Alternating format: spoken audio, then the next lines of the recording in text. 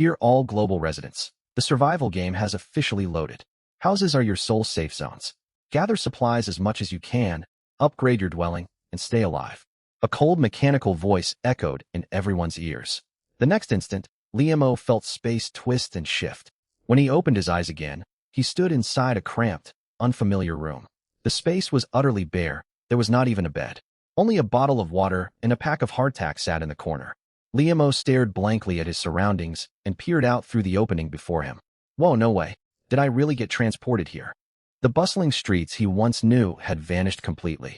Thick, grayish-white mist surged forward, engulfing the entire residential complex. Only blurred outlines of the opposite buildings could be seen through the haze.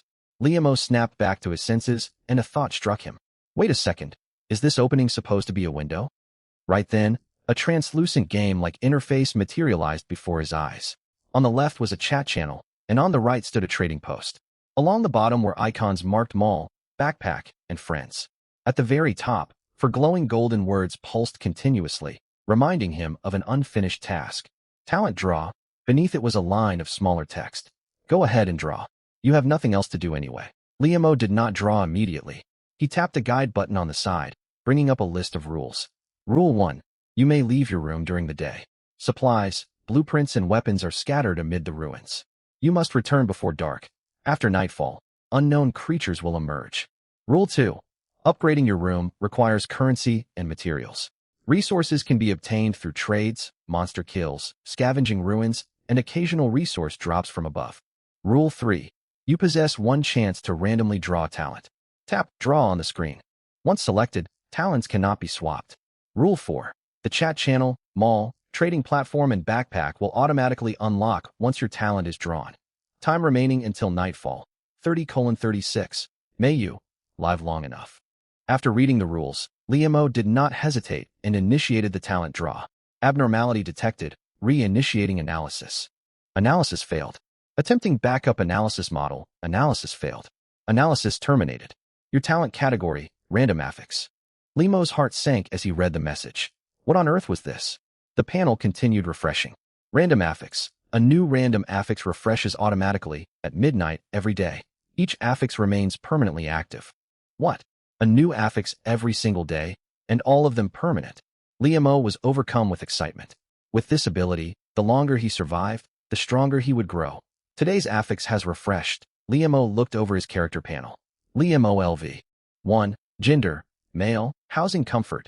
0. HP, 100/100, stamina, 85/100. Hunger, 7100 HP will continuously deplete when hunger drops below 10. EXP, 0/100. Constitution, 1 all players start at 1. Speed, 1 all players start at 1. Spirit, 1 all players start at 1. Talent, random affix. Backpack 2/5. Silver coins times 3 note. Each slot holds up to 10 identical items. Small favor, you may directly retrieve any item within your sight regardless of distance. 2 uses available daily. Note, no trouble at all. Feel free to reach over and grab it. Liam's elation faded instantly upon seeing this affix. He had expected a powerful offensive ability, not something like this. Gray mist covered everything outside right now, so this skill seemed completely useless for the time being. Liam sighed and opened the chat channel. Messages had been flooding in ever since he drew his talent. Lou, hello? Can anyone see this? What is going on? Wong, you're clueless. This is a survival game. I've read tons of novels just like this, and now it's finally real. Chun, hey, does everyone only get this little gear, or am I the only one stuck with nothing? Image attached. Bye. I only have 2 bottles of water. I'm terrified. Liam glanced at the photo Chun sent. His room looked identical to Liam's, with only basic food and water placed in the corner. A sudden thought flashed through Liam's mind. Wait. Anything I see, and range doesn't matter. He fixed his gaze on the supplies in the photo, focused his will, and a loaf of bread materialized in his hand the next second. Haha, it actually works. I underestimated you, my wonderful affix. Liam found he could only fetch 1 item per activation, but the ability was still incredibly overpowered. He could see supplies from someone just by viewing their photograph. Liam scrolled further through the chat, hoping to find more attached images. Chun, everyone pay attention. My supplies just vanished out of nowhere. Something weird is happening. Wong, weird? You probably ate them and forgot, idiot. Lu, ha ha ha, exactly. You must be hallucinating. Chin, I'm telling the truth. They disappeared all at once. Could someone spare me some supplies? I'm starving. Wong, I get it now. You're just begging for handouts. If you need stuff, buy it from the system mall or trading post. Li Mo read the exchange and felt a flicker of sympathy for Chun for a single second before continuing his search. Suddenly, voices drifted up from downstairs. People were talking. The 15th floor was not that high up, so their muffled conversation carried clearly. Do any of you actually believe all this? Monsters? Base upgrades? This has to be some reality show production. A woman's voice rang out, full of disdain. Someone nearby agreed with her. Right? What kind of game doesn't even give you a bed? Someone's pulling a prank. Don't go out. That mist looks dangerous. Scared of what? That's just dry ice fog. I've seen this stuff at school galas plenty of times. Liam leaned toward the opening and looked down. Several people had walked down the stairs and stood at the apartment entrance, roughly 3 steps away from the churning gray mist. At the front stood a young man holding a lit cell phone flashlight pointed toward the haze. See? Nothing's there, just dry ice and lighting effects. He took 1 step forward. The beam of light sank into the gray fog and dissipated, revealing nothing. Then he stretched out his hand. The moment his fingertips made contact with the mist's edge, boom. His body exploded violently, as if stretched apart by an unseen force. Blood splattered everywhere, leaving only a pile of clothes on the ground. Silence hung over the downstairs area for 3 full seconds before panic erupted. Screams, running footsteps, and slamming doors echoed out. The onlookers below scattered like disturbed ants, scrambling back inside the entryway and collapsing onto the floor. Inside his room, Liam narrowed his eyes as he witnessed the scene, a chill running through him. Did touching the gray fog guarantee instant death? Or was something lurking within it? Liam stared at the remains and spotted a glint among the rags no one else noticed. Beneath the pile of clothing lay several silver coins. Liam focused his will, and 5 silver coins appeared in his palm an instant later. Daily uses for small favor have been exhausted. Liam opened his palm and stared at the blood-stained coins, unable to suppress a smirk. That was a great haul. It seems everyone starts with different initial supplies. Liam closed the panel and began planning. He always preferred to think every scenario through in advance. What he knew for certain now, contact with the gray fog meant death. Monsters would almost certainly emerge after dark. He checked the timer. Only 25 minutes remained. His next move was clear. Liam walked over and placed his hand against the wooden door. Wobbly wooden door, LV.1. Durability, 4/4. Deconstructible, with ×5, upgrade requirements. Silver coins ×2. 1 gold coin equals 100 silver coins equals 1,000 copper coins, with ×3. Description: I may be fragile, but I dream of sailing the open ocean. Liam twitched his mouth. All right, maybe you should hold on to that dream. He now held 8 silver coins, but lacked wood. He opened the system mall. Today's goods refreshed. Item 1. Slightly stale bottled water ×99999. Price: 60 copper coins. Item 2.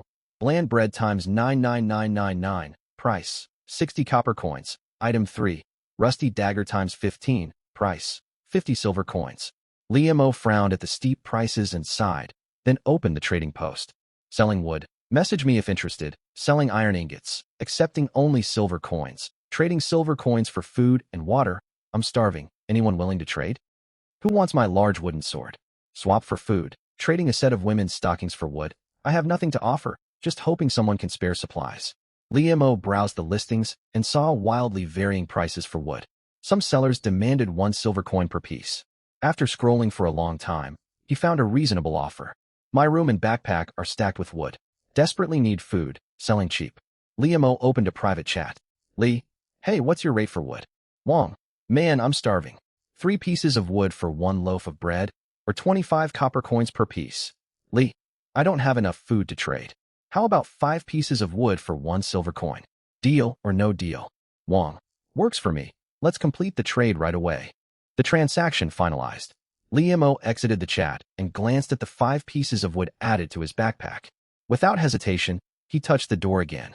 Requirements met. Upgrade available. Confirm upgrade. Upgrade. A hammer icon popped above the door, and a countdown appeared. 00:59. It takes a full minute. Liam checked the timer again. Time remaining until nightfall, 5 o'clock. There was just enough time. When the countdown hit 0, the icon vanished. The door visibly thickened, and a peephole appeared on its surface. Scholarly wooden door, LV.2. Durability. 8/8. Deconstructible. Wood times 10. Next upgrade requirements. Silver coins times 10. Iron ingots times 5. Description. Now filled with the power of knowledge, capable of withstanding multiple attacks. Liam-O relaxed slightly, but a cold gust of wind made him shiver. He suddenly realized he still had no window covering. He walked over to the empty opening. Nothing. Description. You read that correctly. There is absolutely nothing here. Upgrade requirements. Wood times 2. Silver coins times 1. Requirements satisfied. Confirm upgrade. Seeing the conditions, Liam-O's eyes lit up, and he confirmed immediately. Upgrade. The same countdown icon appeared, this time lasting 30 seconds. 00:30. When time ran out, a rough, uneven wooden window materialized in the opening. Crude wooden window, LV.1. Durability, 4/4. Deconstructible. Wood times 2. Next upgrade requirements. Glass times 2. Wood times 5. Silver coins times 2. Description. Only good enough to block cold drafts. He exhaled. Phew, a little safer now. With that finished, Liam-O picked up his bottled water and took a sip. He glanced at the timer. Only 10 seconds remained until nightfall. Tense, he walked to the door and peered out the peephole into the corridor. The hallway was empty. Most doors remained in their original rundown state. Only a few residents had upgraded their doors, including the person directly opposite him. The moment the countdown hit 0, the constant chatter in the chat channel noticeably quieted. Thud, thud. Heavy footsteps echoed out of the darkness. A hunched humanoid monster stepped into Liam-O's view. Its spine curved sharply, and it gripped a blood-drenched giant cleaver. Its face resembled a grotesque hybrid of a goblin and a horse, hideous and unnatural. Inside their rooms, every resident heard the dull footsteps. One young woman trembled violently, bracing herself against her door and whispering frantic prayers. Don't come here, please don't find me. The monster halted directly before an unupgraded wooden door and raised its cleaver. Crack. The blade sank deep into the wood. A shrill scream erupted from the room. No, stop, don't kill me. No. The monster let out an eerie cackle and struck faster and faster. Within seconds, the door splintered completely. Screams mixed with the sound of tearing flesh, before silence returned. Soon, a second door collapsed. Liam-O gripped the doorknob tightly, silently praying his upgraded door could hold. The third door had been reinforced. The monster hacked at it over a dozen times with no success. It roared in frustration and lumbered toward the next household. Just then, a fourth door flew open. A young man rushed outside, his body glowing faintly. He struck the monster's back. The creature stumbled slightly, and that was all. The joy on the young man's face froze instantly. How is this possible? I have a combat talent. Why did I barely hurt it? He spun to retreat inside his room, but it was too late. The monster's repulsive claw seized him by the neck and lifted him off the ground. No, this isn't how it was supposed to go. I should be the chosen one. The cleaver swung down. A head tumbled to the floor and rolled several rotations. Liam-O swallowed hard. Seriously? Even a combat talent user can barely fight? Or is this monster just overwhelmingly powerful? Screams echoed up and down the corridor. Door after door fell, intertwined with cries and pleas for mercy. Eventually, the monster stopped outside Liam-O's doorway. The stench of blood seeped through the door panels. The ugly horse-like face pressed against the peephole, cloudy eyes staring straight inside. Ugh, what an unpleasant sight. Liam-O silently complained to himself and held his breath. The monster observed the room for several seconds before lifting its cleaver and striking again and again. The wooden door shook violently. Liam-O checked its durability. Durability, 7 out of 8. Even after all those blows, durability had only dropped by 1 point. Relief surged through him. A level 2 door could hold against this monster. The monster hacked away for a long while before realizing it could not break through. It let out a furious roar and turned toward the opposite apartment. Liam-O breathed out heavily. That was a close call. He was about to open the chat channel when the door opposite suddenly swung open. A woman with stunning features and figure sprinted out, clutching a dagger. She stabbed the monster in its back as it turned away. An enraged roar resounded. The woman saw the monster prepare to spin around and darted back into her room immediately. Droplets of green blood dripped from the creature's wound. Liam-O was shocked. The monster could be injured. It was not invincible. He was even more amazed that this woman dared to take such a risk. He looked away from the lifeless head on the floor. The monster's furious roar echoed through the entire floor, and its giant cleaver crashed repeatedly against the woman's door. Chen Yao pressed her back against the wood, her heart hammering violently, cold sweat soaking her pale skin. She regretted her reckless attack. She had hoped to ambush the monster with her dagger and claim rewards, relying on her talent that masked her presence. She had not expected the beast to have such a massive amount of health. That dead young man had been completely useless. Damn it. Liam watched everything unfold from behind his door, completely indifferent to intervening. He wanted to test exactly how many strikes a level 2 door could endure. At that moment, a system notification sounded inside his head. Ding. Today's affix has refreshed. Dim-witted companion consumes spirit power to summon a random animal ally. Beware, it may not be very intelligent. Daily uses for small favor have reset. Liam stared at the new affix, cringing. What even were these bizarre abilities? But none of that mattered right now. He watched the monster swing its cleaver relentlessly, then glanced at his newly restored skill charges. A sly grin slowly spread across his face. The wooden door creaked and shuddered beneath the monster's relentless assault. Cold sweat soaked Chun Yao's back as she braced against the panel. Her gaze locked onto the durability meter, which hovered at only 2 remaining points. Chun Yao's heart raced. She had only managed to land her ambush thanks to her ability to conceal her aura. In a direct confrontation, she would not survive 3 blows. If the door broke, death awaited her. Instead of waiting passively, she might fight for a slim chance. She bit her lower lip, raised her dagger, and rested one hand on the bolt. I'll fight this thing to the bitter end. Yet the next heavy blow she anticipated never arrived. Chun Yao froze. All her muscles tensed. She held her breath and pressed against the door, listening for several long seconds. Only the monster's ragged, heavy breathing remained outside. What was happening? Confused, Chun Yao crept up to the peephole. She saw the monster that had been battering her door, standing rigidly in place. The creature stared down at its empty hands, turning its palms over in obvious confusion. Chun Yao stared in shock.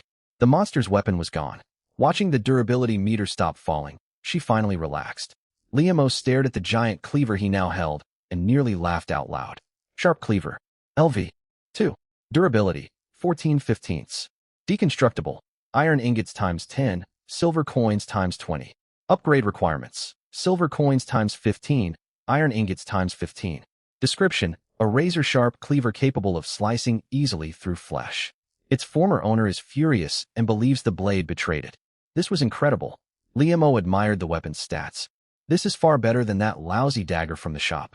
So this is how word affixes are properly used.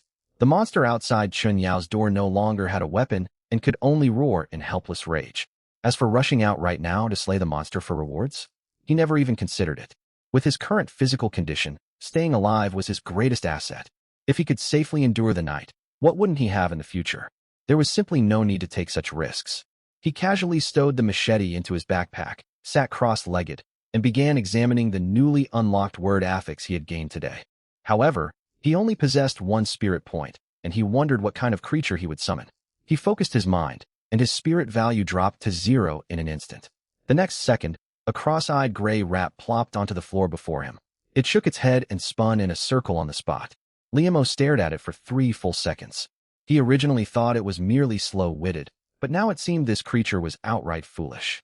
He stretched out a finger and poked the rat's small head. Hey, can you understand me? Not if you do. He figured that even a dim-witted creature ought to grasp basic commands. Otherwise, this word affix would be completely useless. The rat froze for a moment, then twisted its body and hopped once. After quite a bit of trial and error, Liam finally figured out how to use this creature. He discovered that while the rat could understand his words, it would do the exact opposite of every instruction he gave. For example, if he told it to lie down, it would jump. Looking at the dazed, wandering rat on the floor, Liam's eyes suddenly lit up. He opened his status panel and glanced at the countdown. Time until dawn. 2 hours, 48 minutes, and 23 seconds. Perfect, there was still plenty of time. He stood and crept back to the peephole to peer outside. The monster was still a short distance away, relentlessly hammering the wooden door. Its full attention was fixed on the door panel, completely oblivious to movement near its feet. This was the perfect opportunity. His convenient task, affix, had limitations. It only worked within his line of sight. Yet many silver coins in the corridor lay beneath corpses, and others had fallen inside broken rooms, out of his reach. He had no idea what new changes would arrive once dawn broke. He might as well send this little creature out now to retrieve supplies left behind by those who had died. Silently, he pulled the door open just enough for the rat to slip out, then shut it immediately, leaving only a thin gap to observe. Liam whispered instructions to the rat outside. Listen carefully. Don't go out to pick up items and bring them back to me. Don't carry silver coins to this room. Under no circumstances should you bring me dozens of gold coins. The rat blinked its cross-eyed gaze, then darted out in a flash. It scurried over to the body of the young man who had perished and scrabbled frantically with its tiny paws, searching the area. Liam waited behind the door, overcome with nervous anticipation. A long while passed with no sign of the rat's return. He was starting to fear the foolish creature had gotten lost when a gray shadow darted through the crack. The rat lifted its head with an air of apparent wisdom, a single silver coin clamped between its teeth. It rubbed against the toe of his shoe as if seeking praise. Liam knelt down and took the cold silver coin from its mouth, eyes widening in shock. It actually worked. He had only tried this on a whim. He never expected this seemingly unreliable silly rat to be so useful. Liam promptly set the rat back by the door gap. Don't go collecting anything else. Bring nothing back at all. The rat dashed outside once more. Trip after trip, the gray shadow weaved back and forth through the corridor. While the monster remained unaware, it hauled supplies back one load at a time. Time until dawn, 5 o'clock. As dawn neared, the rat stumbled back for its final trip. It collapsed onto the ground, gasping for breath, too exhausted to even lift its paws. Liam tallied up all the loot inside his backpack. 25 silver coins, 50 copper coins, and most importantly, 3 pieces of iron and 5 pieces of timber. A grin spread across Liam's face, impossible to hold back. This silly rat was nothing short of a treasure hunter. He suppressed his smile and touched the wooden door. A prompt appeared. Materials meet requirements. Proceed with upgrade? I can't get complacent just yet. Let's upgrade the door first. 5 o'clock, the upgrade will take 5 minutes. Dawn arrived, and Liam's door finished upgrading. Sturdy iron gate level, 3 durability. 20/20ths can be dismantled into iron times 9. Next upgrade requirements. Silver times 30, iron times 15 description. Ordinary creatures no longer pose a threat. It yearns to face stronger foes. Liam ran his hand over the iron gate, feeling a massive boost in his sense of security. He opened the public chat channel, which was flooded with new messages. Wong. Everyone, anyone still alive? Zhang, whoa. There's a total badass here who killed that monster and got a blueprint drop, though it's just for a toilet. Jean, what? Someone really dared to step outside? That's insane. I can't even scratch those monsters. Lou. Lots of people died on my floor, but it's true. Defeating the monster rewards valuable loot. Rome. Hey, has anyone noticed loot drops when people die? I've already picked up quite a few good items. Liam read through the chat logs, feeling a flicker of alarm. Someone had actually managed to kill the monster. It seemed those gifted in combat talent were far less useless than he'd thought. Glancing at the remaining uses for his affix, Liam had an idea. He sent a message in the channel. Lee, guys, what does the blueprint look like? Can someone show me a picture? Zhang, image, here it is. It's not very practical, and building it costs too many resources. For now, we'll just make do without one. Wong, tell me about it. I was so terrified yesterday, I made a mess all over my room, and the smell still hasn't gone away. Wong, has anyone gotten a small crystal-like stone? What's it used for? Liam stared at the blueprint photo without acting immediately. He saved the image. There was one experiment he wanted to test. If he used his ability twice on the same photo, would he receive supplies twice? He planned to try this tomorrow. After waiting a short while, he focused his mind on the photograph. A blueprint materialized in his grasp. Daily ability, uses exhausted. Ordinary toilet blueprint. Construction materials required. Iron times 5, timber times 5, silver times 3, / copper times 30. Looking at the material costs, such resources would be rare for most survivors. But Liam had just struck a windfall. Right now, he was eager to spend his gains, and he intended to build the best version possible. Using 2 silver coins, he traded for 10 pieces of iron on the trade platform. He noticed resource prices had dropped noticeably overnight. Once all materials were gathered, Liam constructed an iron toilet in the corner of his room. A translucent outline of the toilet appeared on the floor beside the window, with a countdown hovering above it. 2 o'clock. Elsewhere in the corridor, a group of survivors caught their breath after a brutal fight. Zhang Kai, list the blueprint on the trading post. We don't need it right now. We can trade it for supplies to split among us. Got it. We'll give Xiao the largest share. He contributed the most in the fight. Just as Zhang Kai reached into his backpack to retrieve the blueprint, he discovered it had vanished without a trace. He opened and closed his backpack repeatedly in disbelief, hoping it was merely a display glitch. Everyone, the blueprint is gone. What? Are you trying to keep it for yourself? That's a lame excuse. It's in your backpack. How could it disappear? I don't know.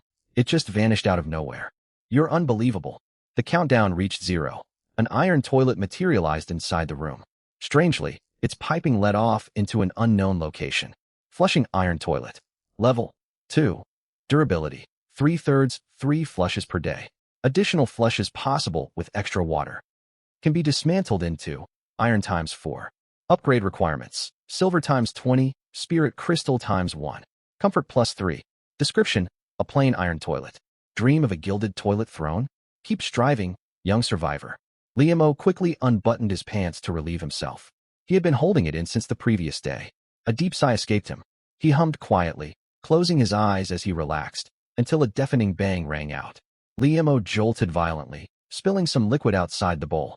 He hastily pulled up his trousers, pressed the flush lever, and hurried toward the door. Damn it! I thought the monsters vanished. What was that noise? Liam pulled out his large machete from his backpack and peered out through the upgraded peephole. A crowd of survivors had gathered in the corridor, arguing loudly.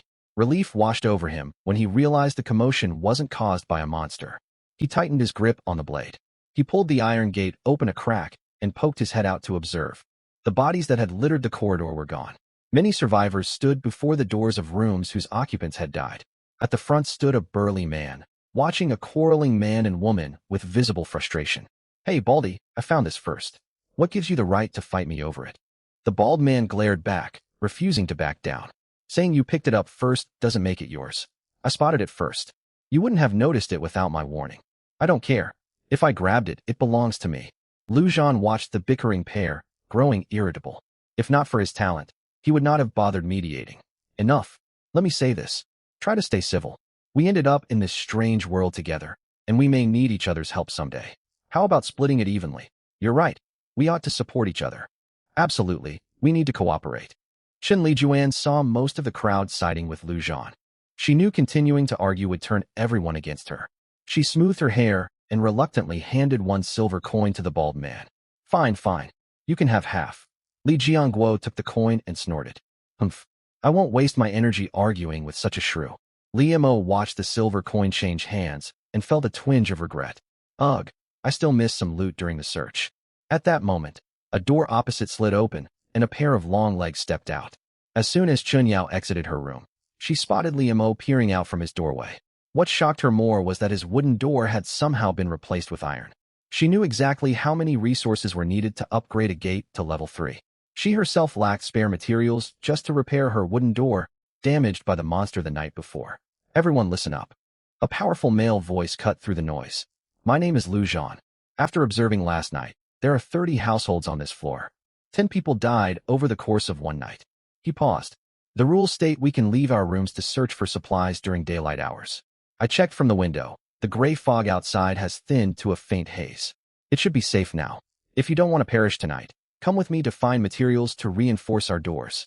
Before Lujan could finish speaking, murmurs of unrest spread through the group. Are you crazy? Didn't you see what happened to that guy yesterday? He barely touched the fog and dissolved straight into clothing. Exactly. The outside must be even more dangerous. Lujan turned toward them. That was yesterday's fog. Today's is different. This game wouldn't trap us in an unwinnable situation. If we couldn't step outside even in daylight, everyone would starve locked inside their rooms. That cannot be the game's design. So here's my proposal. I will act as team leader. All survivors remaining on this floor will form a group. We search for supplies together and divide everything fairly. A young man with dyed yellow hair spoke up in defiance. Why should we follow you as leader? Lujan fell silent for 2 seconds before answering. Because my talent is called unity.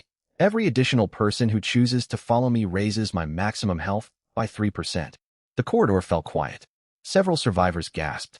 This talent was tailor-made for a leader. I'll go with you. A woman's voice broke the silence. All the men in the corridor turned their heads toward the sound. Someone swallowed softly, the noise surprisingly clear in the quiet hallway. Chen Yao ignored the attention and walked straight up to Lujan. Count me in. Lujan glanced at her, surprised. His gaze lingered briefly on the dagger at her waist. Very well. Lujan nodded. Shortly afterward, 2 more people stepped out from behind their doors. One was a tall, thin young man wearing glasses. The other was a middle-aged woman in her 40s with short hair. Lujan counted 6 people and frowned. Their numbers were too small. He walked toward Li Mo's door and halted. This door. Every pair of eyes in the corridor followed his line of sight. A level 3 iron gate. Its dark, gray metal surface glinted coldly in the dim corridor lighting. Beside the rickety wooden doors on either side, it looked less like a doorway and more like a solid wall. Level 3. Lujan reached out and brushed his palm across the iron surface. It was on an entirely different level from the rotting timber doors around them. His pupils narrowed slightly. How did you upgrade it? Limo's voice drifted out through the door crack. Pure luck. I found some materials. He held his machete behind the wall, watching Lujan warily. Wait, doesn't that require 15 pieces of iron? The bespectacled young man's eyes widened. 15 iron chunks. How many silver coins would that take? I can't even get my hands on a single piece. How did you? He said it was luck. Lujan cut him off. Yet Lujan knew better. No one could upgrade a door to level 3 in such a short window relying merely on luck. He simply could not tell if the man refused to join out of fear or because he was hiding something valuable. Friend. Lujan knocked gently on the metal panel. Come with us to scavenge supplies. More hands mean greater safety. No thanks. I have other plans. Liamo replied. Liamo had zero intention of venturing outside to take risks. He already possessed ample supplies and solid defenses. Perhaps he could send the rat out to collect more silver coins again tonight. Lujan remained quiet for several seconds and did not press further. He turned to the other survivors who had stayed silent. If you refuse to join our expedition, you will receive none of the supplies we bring back. I know many of you still only have level 1 wooden doors. Who can say whether the monsters will grow stronger tonight? Are you confident you can hold out? His talent made him value every survivor's life, but he would not beg anyone to cooperate. Upon hearing his words, those who had been wavering appeared to reach a decision. Li Jiangguo had initially planned to stay inside. His door was already level 2. But he feared what dangers the coming night might bring and refused to wait for death inside his room. A graceful, attractive woman among the crowd smiled softly, her gaze settling on Li Mo's door. A plan formed in her mind. Lujan noticed the woman and felt a surge of attraction. He spoke to her. Won't you join us? You'll struggle to survive the night alone. Liang Yin shook her head. Thank you, but I'll pass. I have another way to get by. Another woman standing nearby muttered scornfully. TCH. She's probably planning to rely on others to get supplies again. Lujan did not push her. He figured she would come begging for help once she could no longer endure the risks alone. Seeing more survivors join his group, his confidence rose. His health had now climbed to 160 points, enough to handle most threats. All right, that room. Lujan pointed toward the open doorway at the end of the corridor. It was the first door broken down the night before. Its resident had left nothing but dried blood on the floor.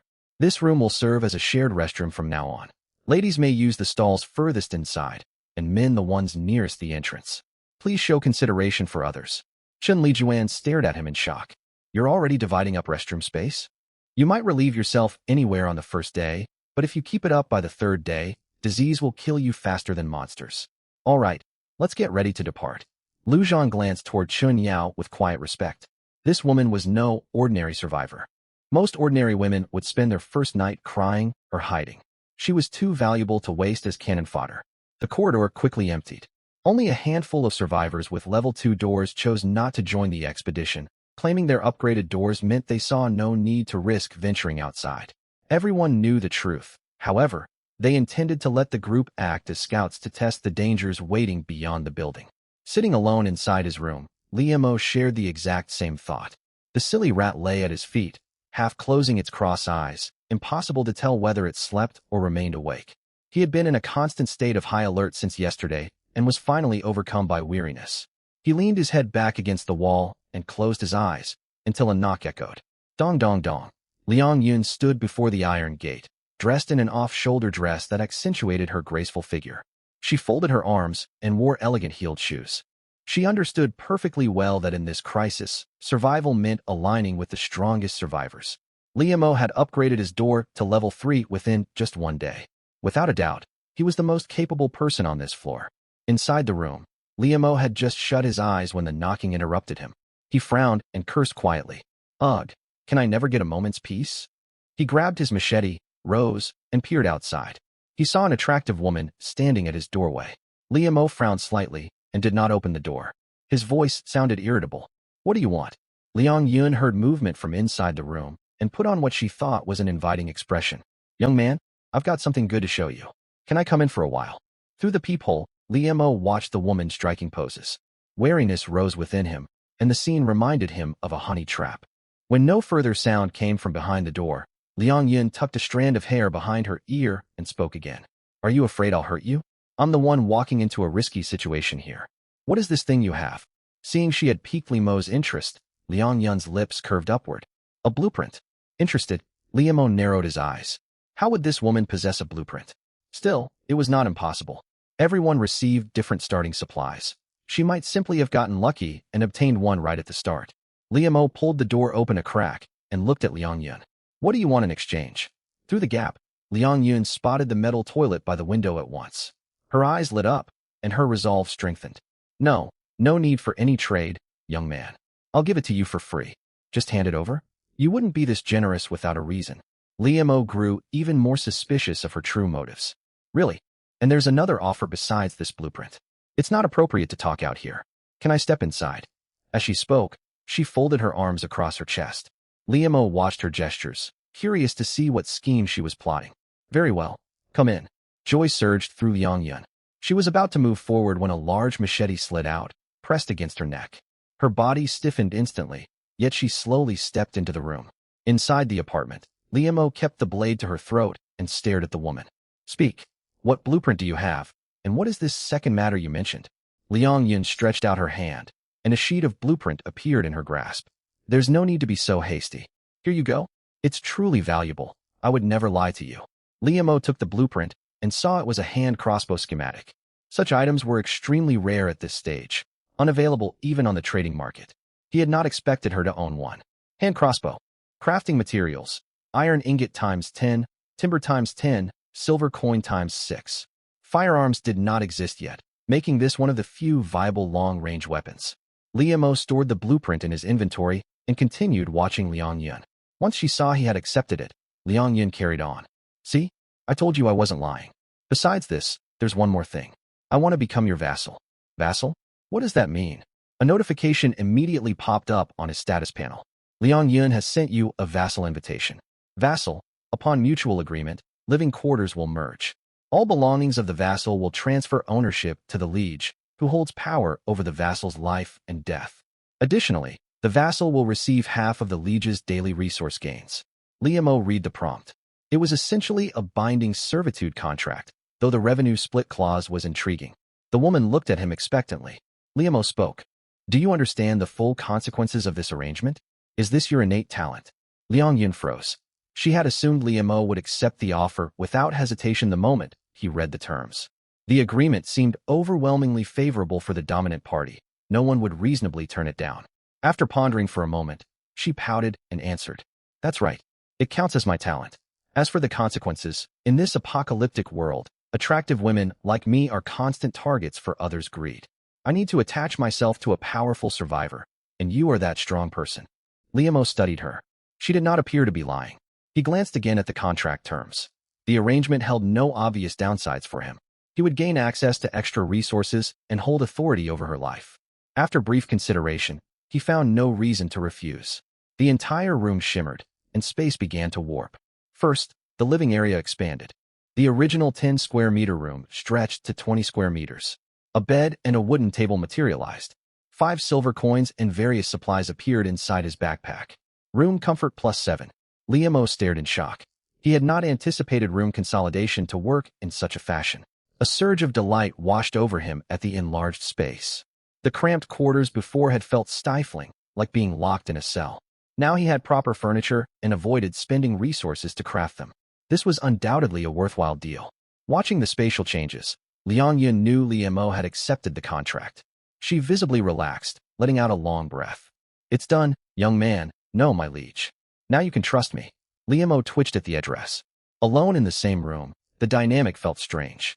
He lowered the machete and glanced at Liang Yun. Ahem, you don't have to call me liege. Just Li Mo is fine. Liang Yun blinked. She secretly smiled, certain she could easily win him over. Understood, liege. Cross-eyed Mouse sensed the spatial shift and crept out from the corner, sniffing curiously at Liang Yun's shoes. Liang Yun felt movement by her feet. She glanced down, her face draining of color, and scrambled onto the bed at once. There's a rat. Cross-eyed Mouse was equally startled and scurried to hide beside Li Mo's feet. Li Mo almost laughed. The woman had stayed calm with a blade pressed to her neck, yet panicked over a rodent. He knelt down and picked up Cross-Eyed Mouse. Don't worry. His name is Cross-Eyed Mouse. He's my pet, something you can consider part of my talent. Liang Yun clutched the wall, still visibly frightened. One high-heeled shoe had fallen onto the floor.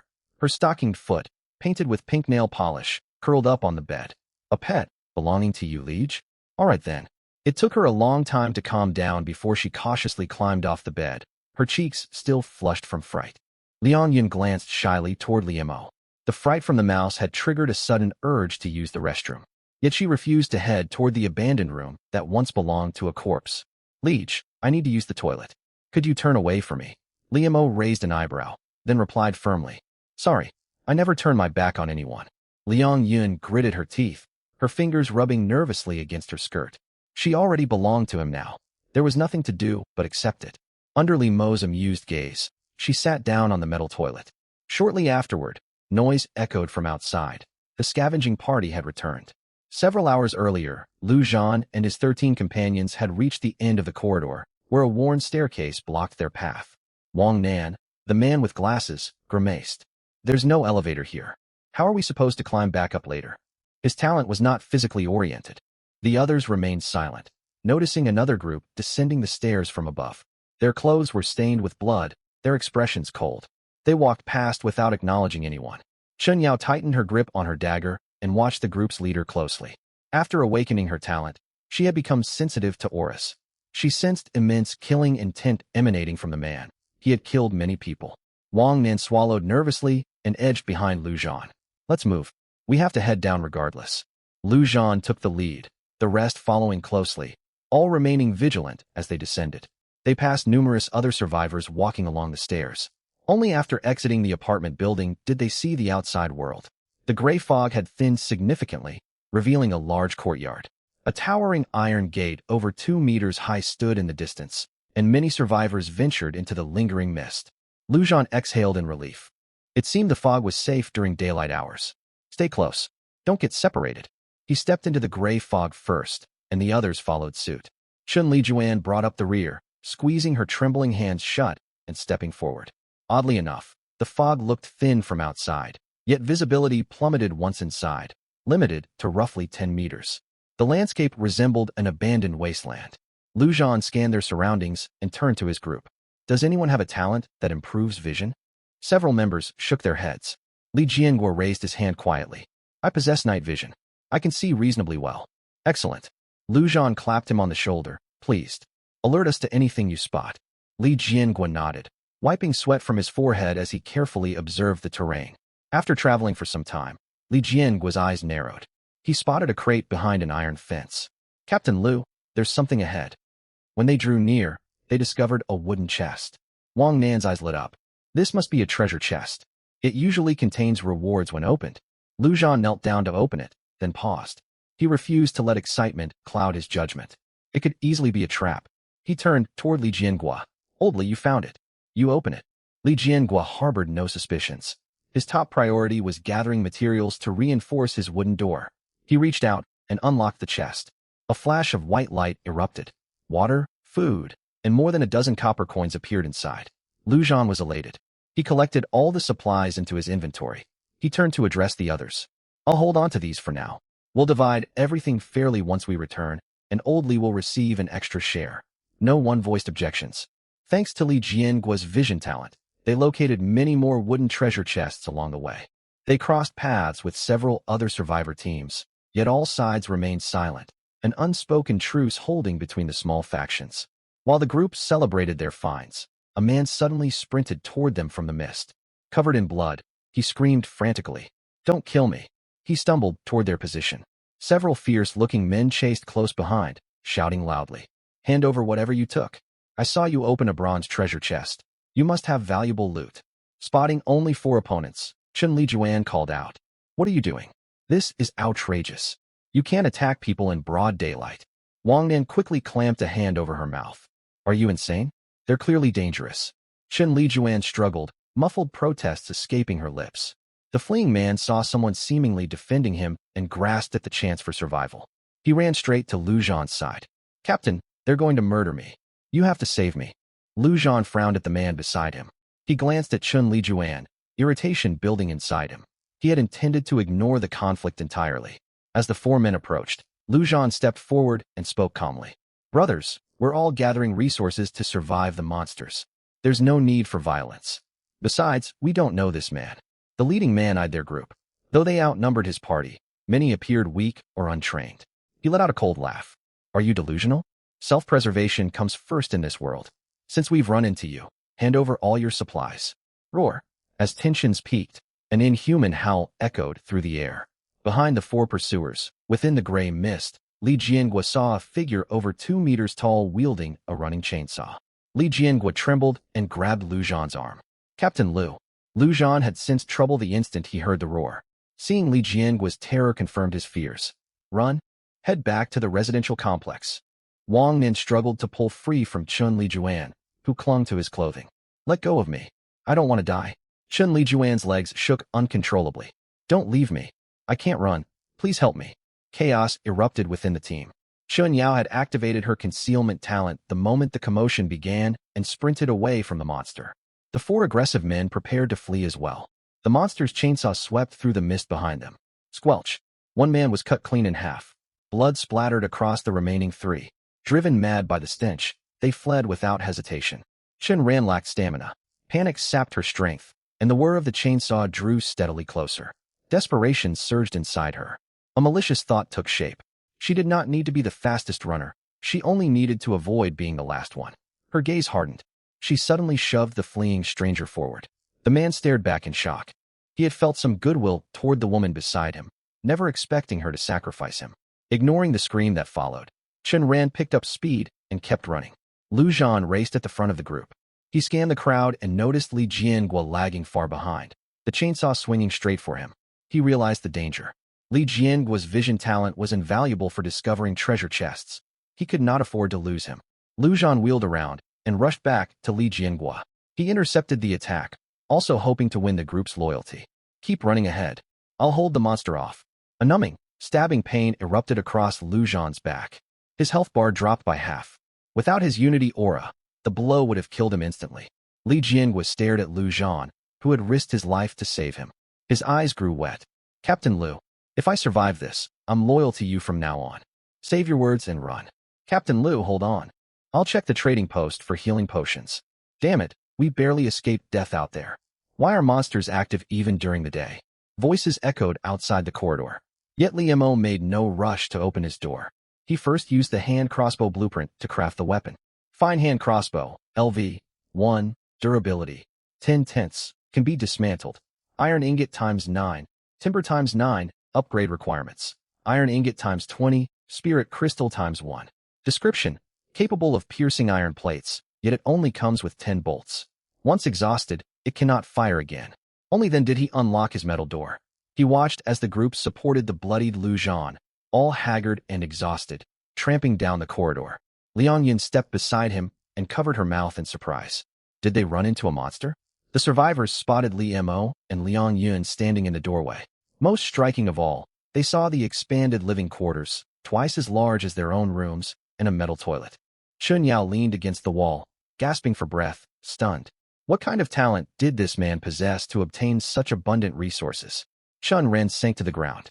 Comparing her own miserable state to Li Mo's comfortable lodgings, the relief of surviving morphed into bitter resentment. Anger flared inside her. She pointed straight at Li Mo. Why do you get all these supplies? We risk our lives scavenging outside while you hide safely indoors. You must have some secret way to gather resources that you refuse to share. The others followed her gaze, their eyes filled with greed and dissatisfaction. Chun Lijuan was worn out and starving. She peered into Li Mo's room and spotted the small rat clutching a chunk of bread. You have supplies and strength. Why won't you help us? Look how badly Captain Lu is injured. Liang Yun bristled at the accusation. She had only just secured her protector, and this woman was trying to turn everyone against them. She shot back immediately. Humph. You blame others for your own incompetence. I see exactly what you're trying to do, stirring up trouble to turn the crowd against us.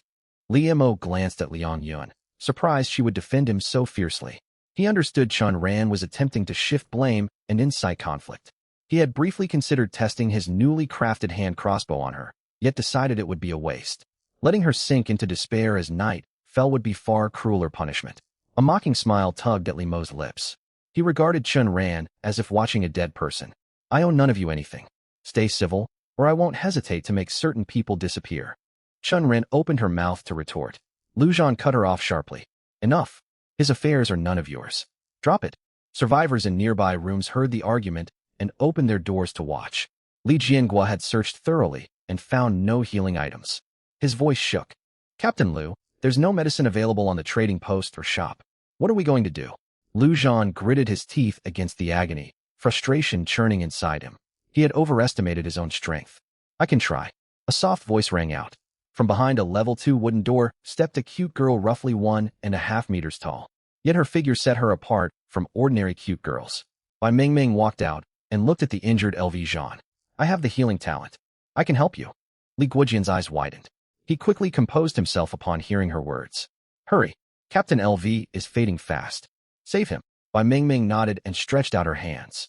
Streaks of green light flashed, and the wound on LV Zhan's back healed visibly before everyone's eyes. LV Zhan felt the pain in his body gradually subside. He spoke sincerely to the young girl. Thank you. Bai Mingming wiped the sweat from her forehead and smiled faintly. It's nothing.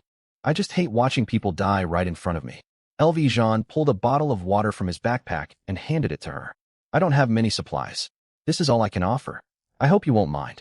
LV Zhan truly lacked materials at the moment. If he had more, he would have been far more generous. It was wise to build good relations with someone who possessed such a valuable ability. Bai Mingming took the mineral water, nodded, and returned to her room. Li Mo watched the mysterious young girl, deep in thought. Healing was an indispensable power in the end times. He needed to find a chance to recruit her into his group. Everyone, let's divide the supplies we found. We need to upgrade the level 2 wooden door as soon as possible. Night is approaching, and we have no idea what creatures might appear after dark. Worn out, the survivors gathered before LV Zhan. Each received their share of supplies. Everyone got 1 bottle of water, 1 loaf of bread, plus just enough materials to upgrade the door. Wang Min stared happily at his portion. He would survive another night. Chun Lijuan wore a troubled expression. She had never endured such meager rations before. Li Mo shut his door and paid no more attention to the group dividing their pitiful supplies. Master, they're being so unreasonable. We don't owe them anything at all. It's simply outrageous. Liang Yun stood beside him, huffing with indignation, her chest rising and falling rapidly. Li Mo found her reaction somewhat amusing. I'm not angry. Why are you far more upset than me? As soon as he sat down on the bed, Liang Yun moved to his side and gently massaged his shoulders. I'm just sticking up for you, master. I'm always on your side. All right then. Li Mo relaxed as the soothing pressure eased his shoulders, lifting his mood. He opened his status panel and glanced at the countdown to the second sunset. Time until nightfall. 3 hours 42 minutes and 21 seconds. He suddenly remembered he still had one unused random trait ability. Li Mo opened the public chat channel, scrolling through the messages, ready to pick his target. Wang. Damn guys, monsters are outside too. If my talent hadn't saved me, you'd never see me again. 2. There are monsters out there, and treasure chests filled with great loot. Ha ha ha. I won't have to lie awake in fear tonight. Me. Everyone be careful. Some people are killing others to steal supplies. I barely escaped with my life. Those savages. Kai. Guys, you won't believe what I saw. There's a vast sea outside my residential complex, and there are mermaids in the water. Bye. Hey everyone, what are the crystal shards dropped by monsters used for? Boo ha ha. I found a 2 square meter room expansion blueprint in a chest. No more cramped living for me. Li Mo read through the messages. He realized not everyone faced the same surroundings outside their rooms. Some saw oceans, others deserts or dense jungles. He scrolled for a long time, but found no valuable photos posted by anyone. Refusing to give up, he kept scrolling and finally spotted something worthwhile. Gee. Guys, getting lucky without fighting is amazing. Our captain single-handedly took down a monster. Image the photo showed a man dressed in black standing beside a monster's corpse. The corpse was irrelevant. What mattered was the handgun he held in his hand. Li Mo's heartbeat quickened sharply. Someone had gotten their hands on firearms this early. But soon, it would belong to him. With a thought, a pure black pistol materialized in Li Mo's grasp. Refined pistol. Level 2. Durability 15/20. Deconstructible. Iron chunk times 10. Steel times 5. Spirit crystal times 1. Upgrade requirements. Spirit crystal times 5, steel times 10. Description: consume spirit crystals to replenish bullets or craft ammunition manually. A refined pistol, one shot can end a life. Liang Yun jumped in shock when the gun appeared out of nowhere, staring at Li Mo in astonishment. Daily usage limit exhausted. Deep within the jungle, Yi Fan stood beside the dead monster, watching his experience bar rise halfway and feeling elated. Ever since he obtained this pistol, he had risen far above ordinary survivors. Once just an ordinary office worker, he now held power over others. Coupled with his talent storage reserve, which turned ordinary supplies into ammunition, he was nearly unrivaled in the early days of the apocalypse. Yi Fan brushed dust off his clothes casually. "Hey you, hand over that bottle of water." A middle-aged man hastily held out the mineral water with an ingratiating smile. Hidden from Yi Fan's sight, his eyes burned with resentment. This brat used to work under him. Now that he had power, he dared to order him around like this. Yi Fan savored the sight of the man bowing low, thoroughly enjoying the feeling. He reached for his backpack to stow away his supplies. Then his heart skipped a beat. He checked again in disbelief. It was gone. His pistol had vanished. Cold sweat dripped down his forehead. Yi Fan forced himself to stay calm. Then he smiled and helped the middle-aged man to his feet. "Haha, uncle, no need to be so formal. Don't act like this from now on." Li Mo let out a quiet laugh as he gripped the pistol. No need to wait any longer. He had thought it wasteful to kill Chun Ran with his crossbow, but things were different now. He stood up, grabbed his crossbow from his backpack, and opened the door. The survivors had just finished splitting supplies and were heading back to their rooms. Chun Ran had her eyes set on Wang Nan. She planned to use her looks to beg for more food. "Brother Wang, I'm having my period and feeling terrible. Could you spare some more water? I promise I'll repay you later." Wang Nan froze when she called out to him, his heart racing. Could this be like the novels, where good fortune came his way? He did not get to hear the rest of her words. Puffed. Blood splattered across Wang Nan's face. He stared wide-eyed at the arrow protruding from Chun Ran's head, rooted to the spot. Li Mo lowered his crossbow. He had not expected his aim to be so precise, landing a fatal shot on the first try. Thud. The sound of Chun Ran's body collapsing pulled everyone back to reality. LV Jean stared at the crossbow in Li Mo's hand, confused why he had suddenly killed Chun Ran merely for arguing with him earlier. Chun Lijuan stifled a scream and scrambled into her room. Chen Yao grew even more confused. Where did this man get all these weapons? Fear welled up in everyone's eyes as they looked at Li Mo. "I don't want to see this happen a second time."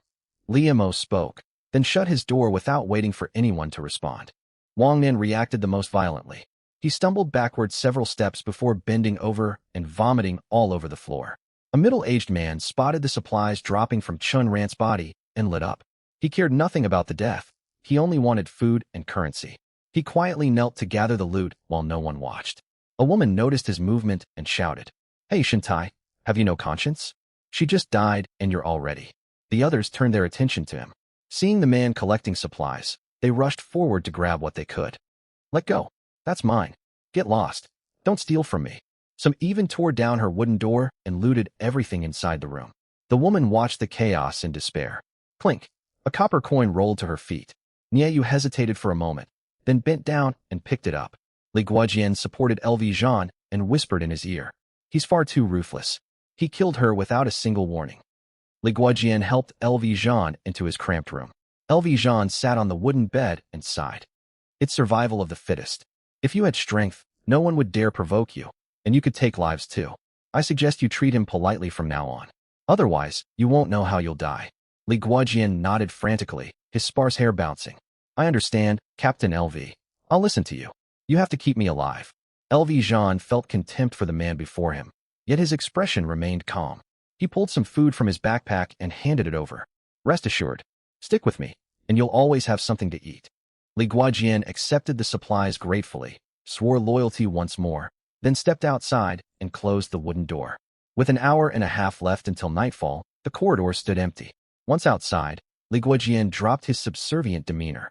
He stared at the pistol blueprint in his backpack and let out a cold snort. "LV Jean, huh? Once I craft this powerful weapon, everyone will bow to me. And Li Mo, why does he get to hoard so many supplies? Plus that beautiful woman beside him? Once I make this gun, everything will be mine." Inside Li Mo's room, Liang Yun hung her head, looking at him nervously. She had not expected Li Mo to act so decisively, nor had she anticipated the gun appearing out of thin air. Offer Li Mo grew stronger within her, yet she felt a flicker of joy. She had attached herself to an incredibly powerful ally. Liamo put away his weapons and bit into a loaf of bread. He glanced at Liang Yun, who dared not meet his eyes, and chuckled softly. Scared? Don't worry. As long as you harbor no ulterior motives, you'll live better than anyone else by my side. Liang Yun picked up a bottle of water and walked over to Liamo, speaking gently. How could I be afraid, master? I will always remain loyal to you. She wrapped her arm around his arm and leaned close to him. Enough. Our priority is to defend against the monsters coming tonight. Liamo still lacked enough silver coins to upgrade to a level 4 iron door. Even combining his coins with Liang Yun's, he was still short by more than a dozen. Still, a level 3 iron door ought to hold back the night's monsters. Liamo also had a plan. Now that he possessed ranged weapons, he intended to hunt monsters, test whether he could gain experience points, and discover what rewards came with leveling up. 5 o'clock, 4:30. As the final 5 minutes ticked down, every survivor's nerves were taut. In the room opposite, Chun Yao sat huddled in the corner, tense with anxiety.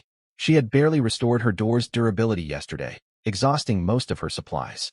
She had no extra resources to buy more food. The others were in a similar situation.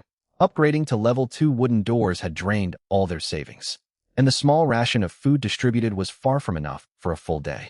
After the terrors of the day, Wang Nin leaned against the wall and fell asleep. Chun Lijuan gripped a wooden chair tightly, her mind filled with anxious thoughts. I spoke against him too.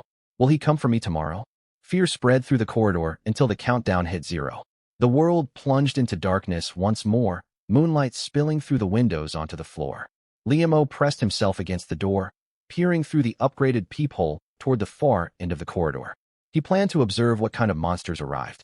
If any carried weapons, he would wait until midnight to seize them before finishing the creature off with his pistol.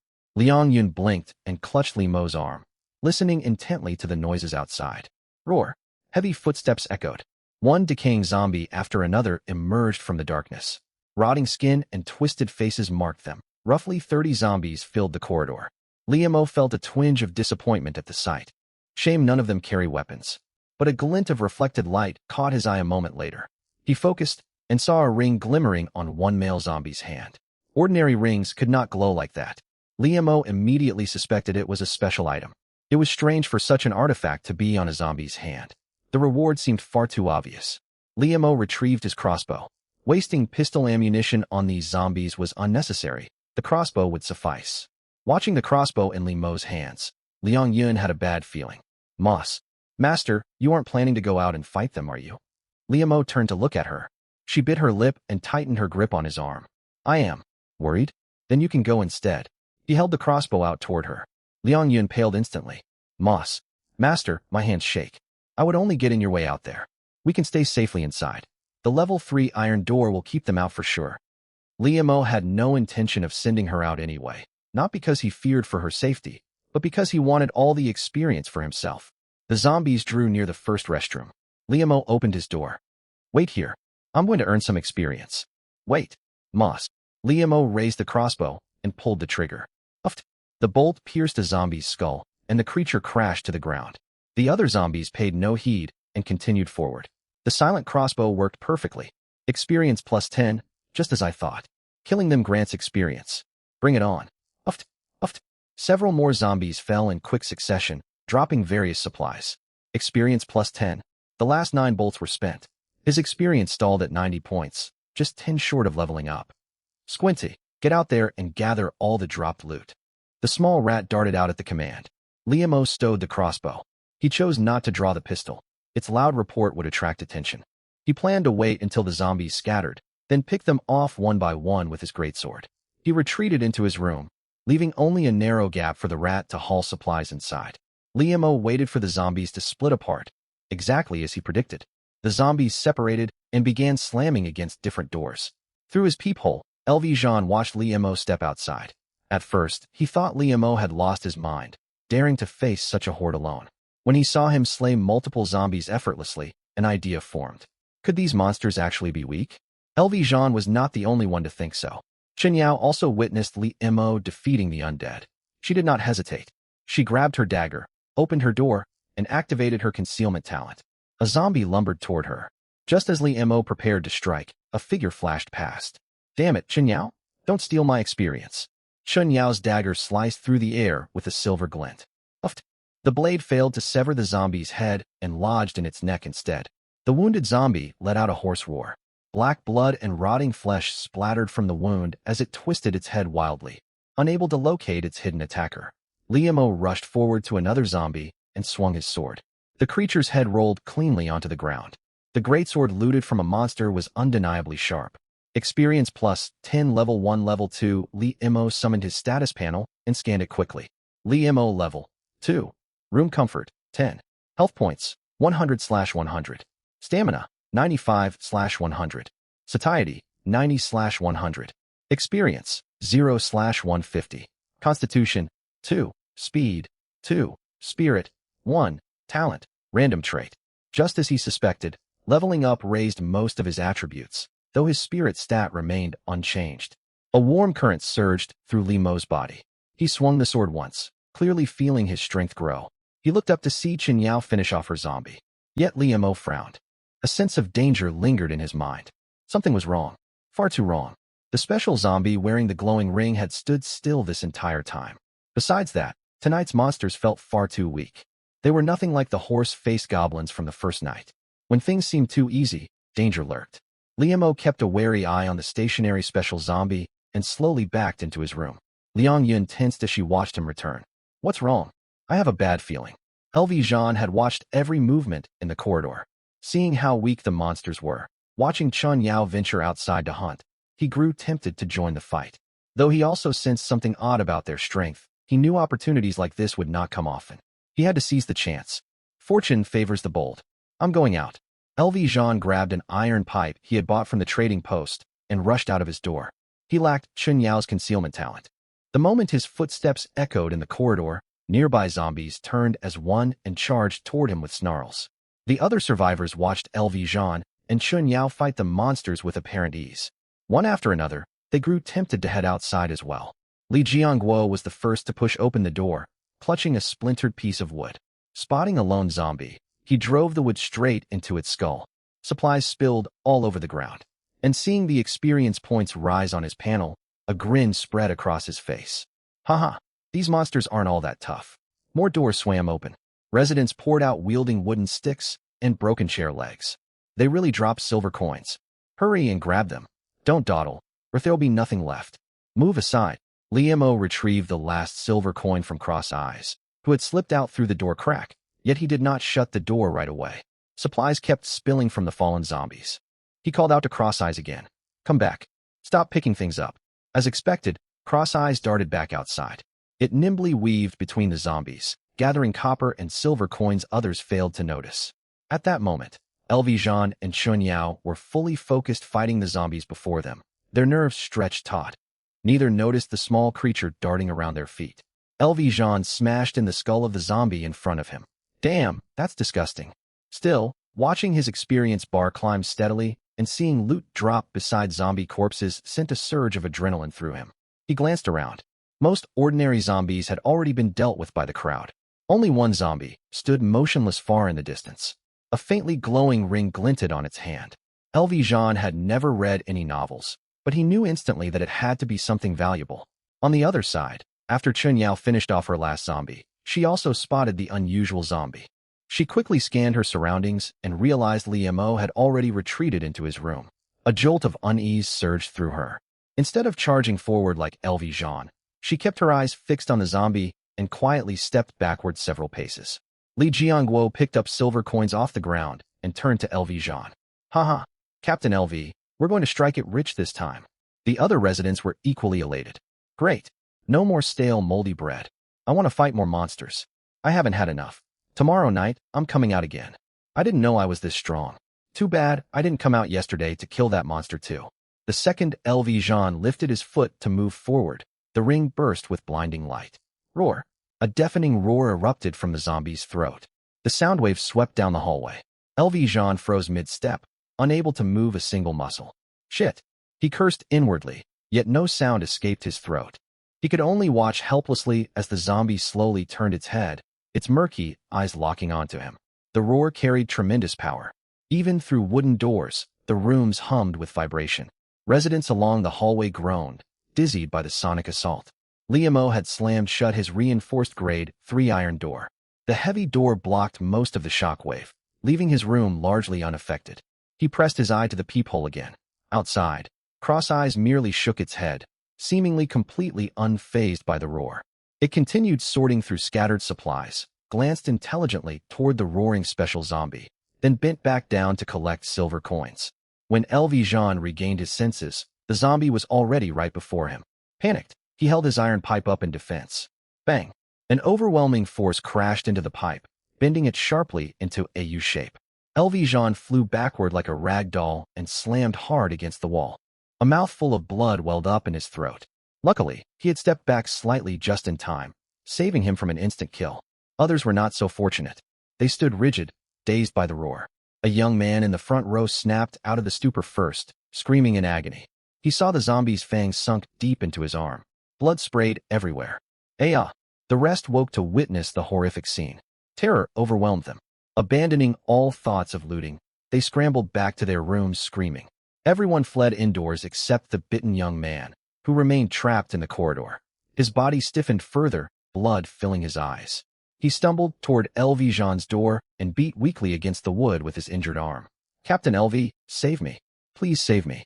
LV Jean braced himself against the door, terrified the man would lead the powerful zombie straight to him. Go find Bai Meng Meng. She might be able to cure you. The young man's mind was already fading. Driven by his last spark of survival instinct, he turned and stumbled toward Bai Meng Meng's door, pounding frantically. Help me. The special zombie slowly approached him. By now, the man had fully turned into a zombie, growling mindlessly. The special zombie stood still, seemingly gathering strength. The next instant, another shrill roar echoed through the hallway. Roar! Everyone except Li Mo clutched their ears, wincing in agony. Just then, a system notification echoed inside Li Mo's head. Today's entry has refreshed. The magical yellow box you will receive a yellow delivery box. Every hour, you can retrieve any food you desire from within. Daily usage count refreshed. Li Mo stared at the description of the new entry, overcome with excitement. Ever since he arrived in this hellish place, his meals had consisted of dry bread or tasteless compressed biscuits traded from the market. With this ability, he would never have to worry about food again. Any dish he could imagine would be available every hour. It was essentially an infinitely restocking mobile food warehouse. He wondered if he could get that famous creamy milk tea he had heard about. Li Mo swallowed hard, forcing down his rising smile as his mind raced. Food was an invaluable currency in this world. Life-sustaining meals could be traded for supplies, exchanged for coins, or used to win people over. More importantly, he could summon any delicacy, far superior to dry stale bread. But there were more pressing matters at hand. The zombies' roars continued echoing outside. Blood trickled from the ears of people trapped in other rooms. Liamo looked at the glowing ring on the zombie's finger and formed a guess. He activated his entry ability. A golden ring materialized in his palm. At the exact same time, the zombie's shrill roar weakened abruptly, losing its ferocity. Liamo held the ring between two fingers and examined it under faint moonlight, yet he found nothing unusual about it. Does it only work when worn? He hesitated. Who knew what side effects the ring might carry? It could turn whoever wore it into a zombie. He could not afford to take that risk. His gaze drifted to Liang Yun beside him, who sat with her eyes squeezed shut, hands pressed over her ears. Here, try putting this on. The roar died away, and Liang Yun opened her eyes to see the ring in Li Mo's hand. Her cheeks flushed instantly. This is for me? It's far too precious. I can't accept it. She had seen the ring glowing on the zombie's hand earlier and knew it must be a rare treasure. Liamo scratched the tip of his nose. I just want to test what happens when different people wear it. Liang Yun's face turned even redder. She shot Liamo an awkward glance before taking the ring and sliding it onto her finger. Instantly, a cool sensation washed over her mind. Her panel notified her that her mental power had increased by 3 points. Liamo watched her and quietly pulled a pistol from his system backpack, ready to intervene if anything went wrong, and Liang Yun mutated. How do you feel? Any discomfort? Liang Yun looked utterly relaxed as she spoke. I'm fine, master. My head feels so clear, and my mental power rose by 3 points. Liamo's eyes lit up. He stowed the pistol behind his back. He had truly feared the ring might trigger her transformation. This item boosted mental power. Mental power could not even be increased through leveling up. This ring was truly an incredible treasure. He took back the ring and slipped it onto his own finger. Immediately, a description appeared. Mental amplification ring. Special item, no tier. Can be disassembled. Gold nugget times 2. Spirit crystal times 5. Description, a unique ring that increases mental power. Liam felt his mind grow clearer. Even the slight fogginess left by the zombie's sonic attack faded away, though he had barely suffered any harm from the roar. He checked his panel and saw his mental power had climbed to 4 points. Outside the room, the zombie continued growling, yet stripped of its ring, it was no stronger than an ordinary zombie. Still, Liam chose not to venture out. All he wanted now was a proper meal. Ignoring the endless snarls from the hallway, Liam stood and summoned the yellow box onto the wooden table.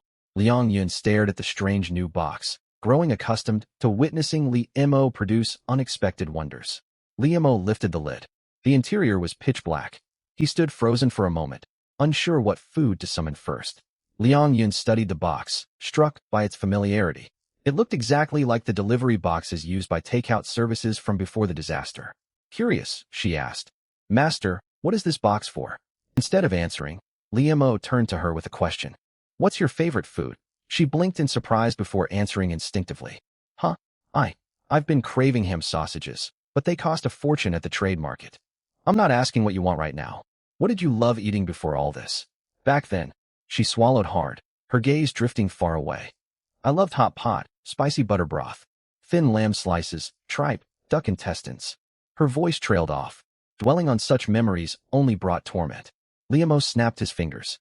"Right, how could I forget hot pot?"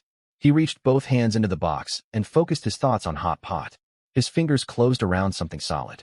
He lifted it, pulling out a brass hot pot. Rich, savory aroma instantly filled the room. Liam set the pot on the table.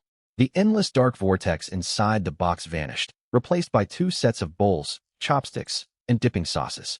Gurgle Liang Yun's stomach rumbled loudly. She breathed in the tempting scent, swallowing repeatedly. She watched a full hot pot emerge from the box and pinched her thigh hard. "Ow, it hurts. This isn't a dream." Liang Yun walked slowly toward the table, her eyes growing damp. For 2 days, she had eaten nothing warm, let alone hot pot. Gurgling and bubbling, the bright red butter broth simmered fiercely. Chili peppers and Sichuan peppercorns floated amid chunks of lamb. Liam prepared the dipping sauces and handed a bowl to the stunned girl. "Stop staring. Eat." He pushed her sauce plate forward and picked up a slice of lamb. He dipped it in the sauce and took a bite. Tender and flavorful, the spicy taste surged across his tongue. Liang Yun copied his actions, blowing on the meat before putting it in her mouth. The moment her teeth sank into the lamb, flavor exploded across her taste buds. Warmth slid down her throat and spread through her whole body. A tear plopped onto the table.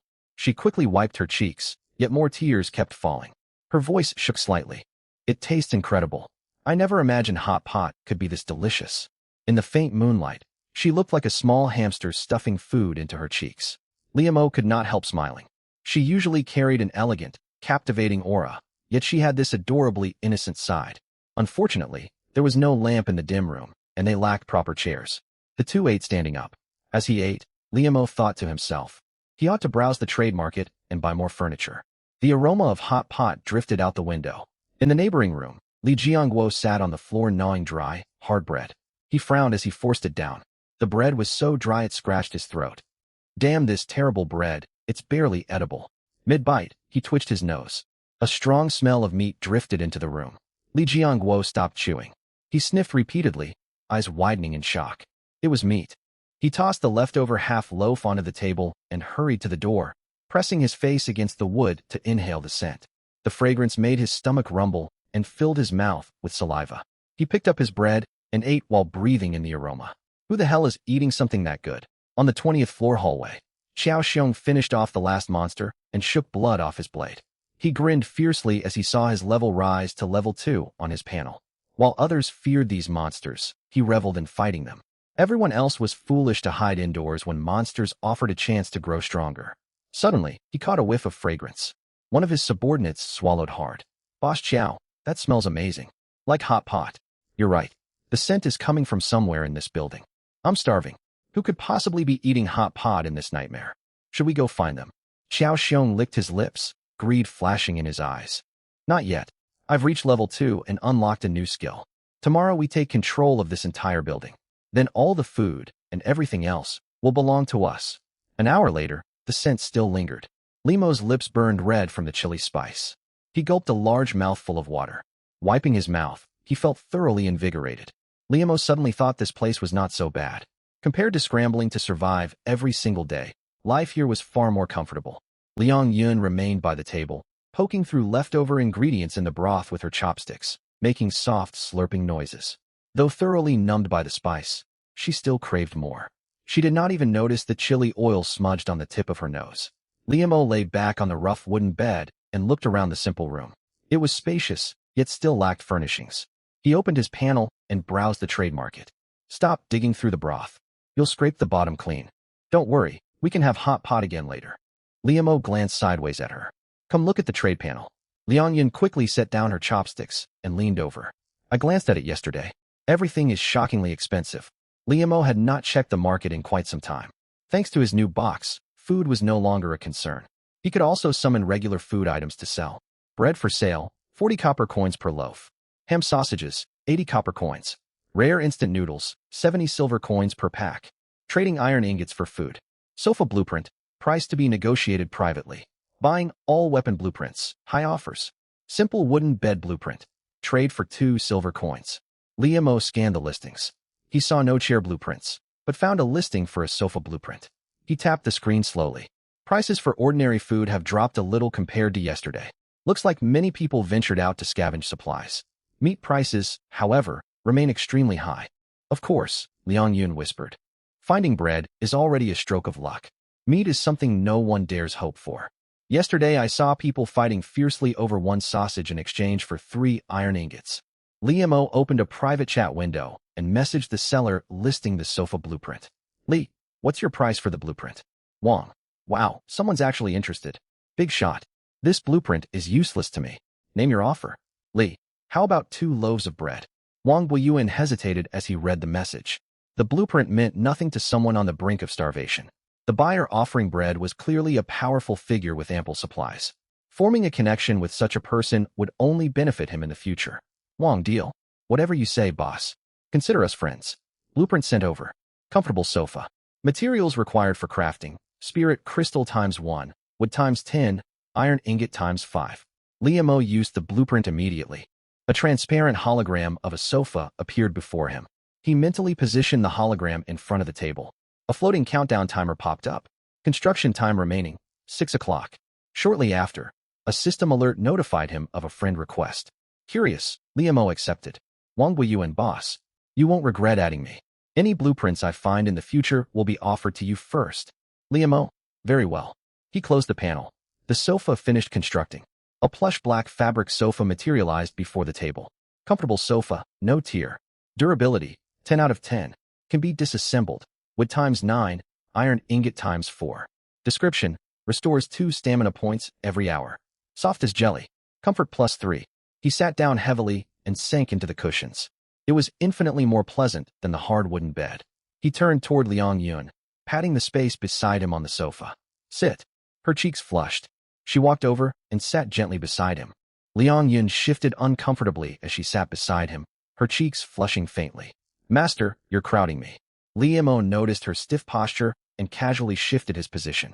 The spot next to him was soft and comfortable. He adjusted his seating position subtly and remarked casually, at least we won't have to eat standing up from now on. I have you to thank for all of this. Liang Yun curved her lips. She leaned lightly against his shoulder, her body still tense. Staying with you, I get to live such a good life. Liamo felt the gentle weight leaning against him and savored the moment briefly before turning his attention back to important matters. If he wanted to sell food, he needed goods with broad appeal. They didn't have to be top quality, just affordable enough that most people could scrape together the resources to buy them and would be willing to spend. He walked over to the table, thinking about cartons containing 100 canned meats each. He wanted to test whether the crate could produce such an unusual stock of supplies. He had summoned hot pot and even tableware before, so there was a chance it would work this time too. He needed to find out the limits of the yellow crate, whether it could manifest anything he imagined. Staring at the yellow crate that had transformed back into a black swirling vortex, Liamo reached inside and lifted. A heavy cardboard box landed steadily on the table. He opened the lid and counted. 20 neatly packed cans of meat sat inside, far fewer than the 100 he had hoped for. Disappointment washed over him. It seemed the crate could not produce excessive quantities of goods. He had entertained thoughts of summoning devil fruits, sinza beans, and other special food items, but that was clearly impossible. Liamo picked up 1 can of meat and listed it on the trading post. Savory canned meat, 1 silver coin per can. First come, first served. Barely a moment passed before the newly listed can was purchased. Without hesitation, Liamo put the remaining 19 cans up for sale as well. Liang Yun watched his actions and saw 10 silver coins suddenly appear in her inventory. Her mind spun with shock.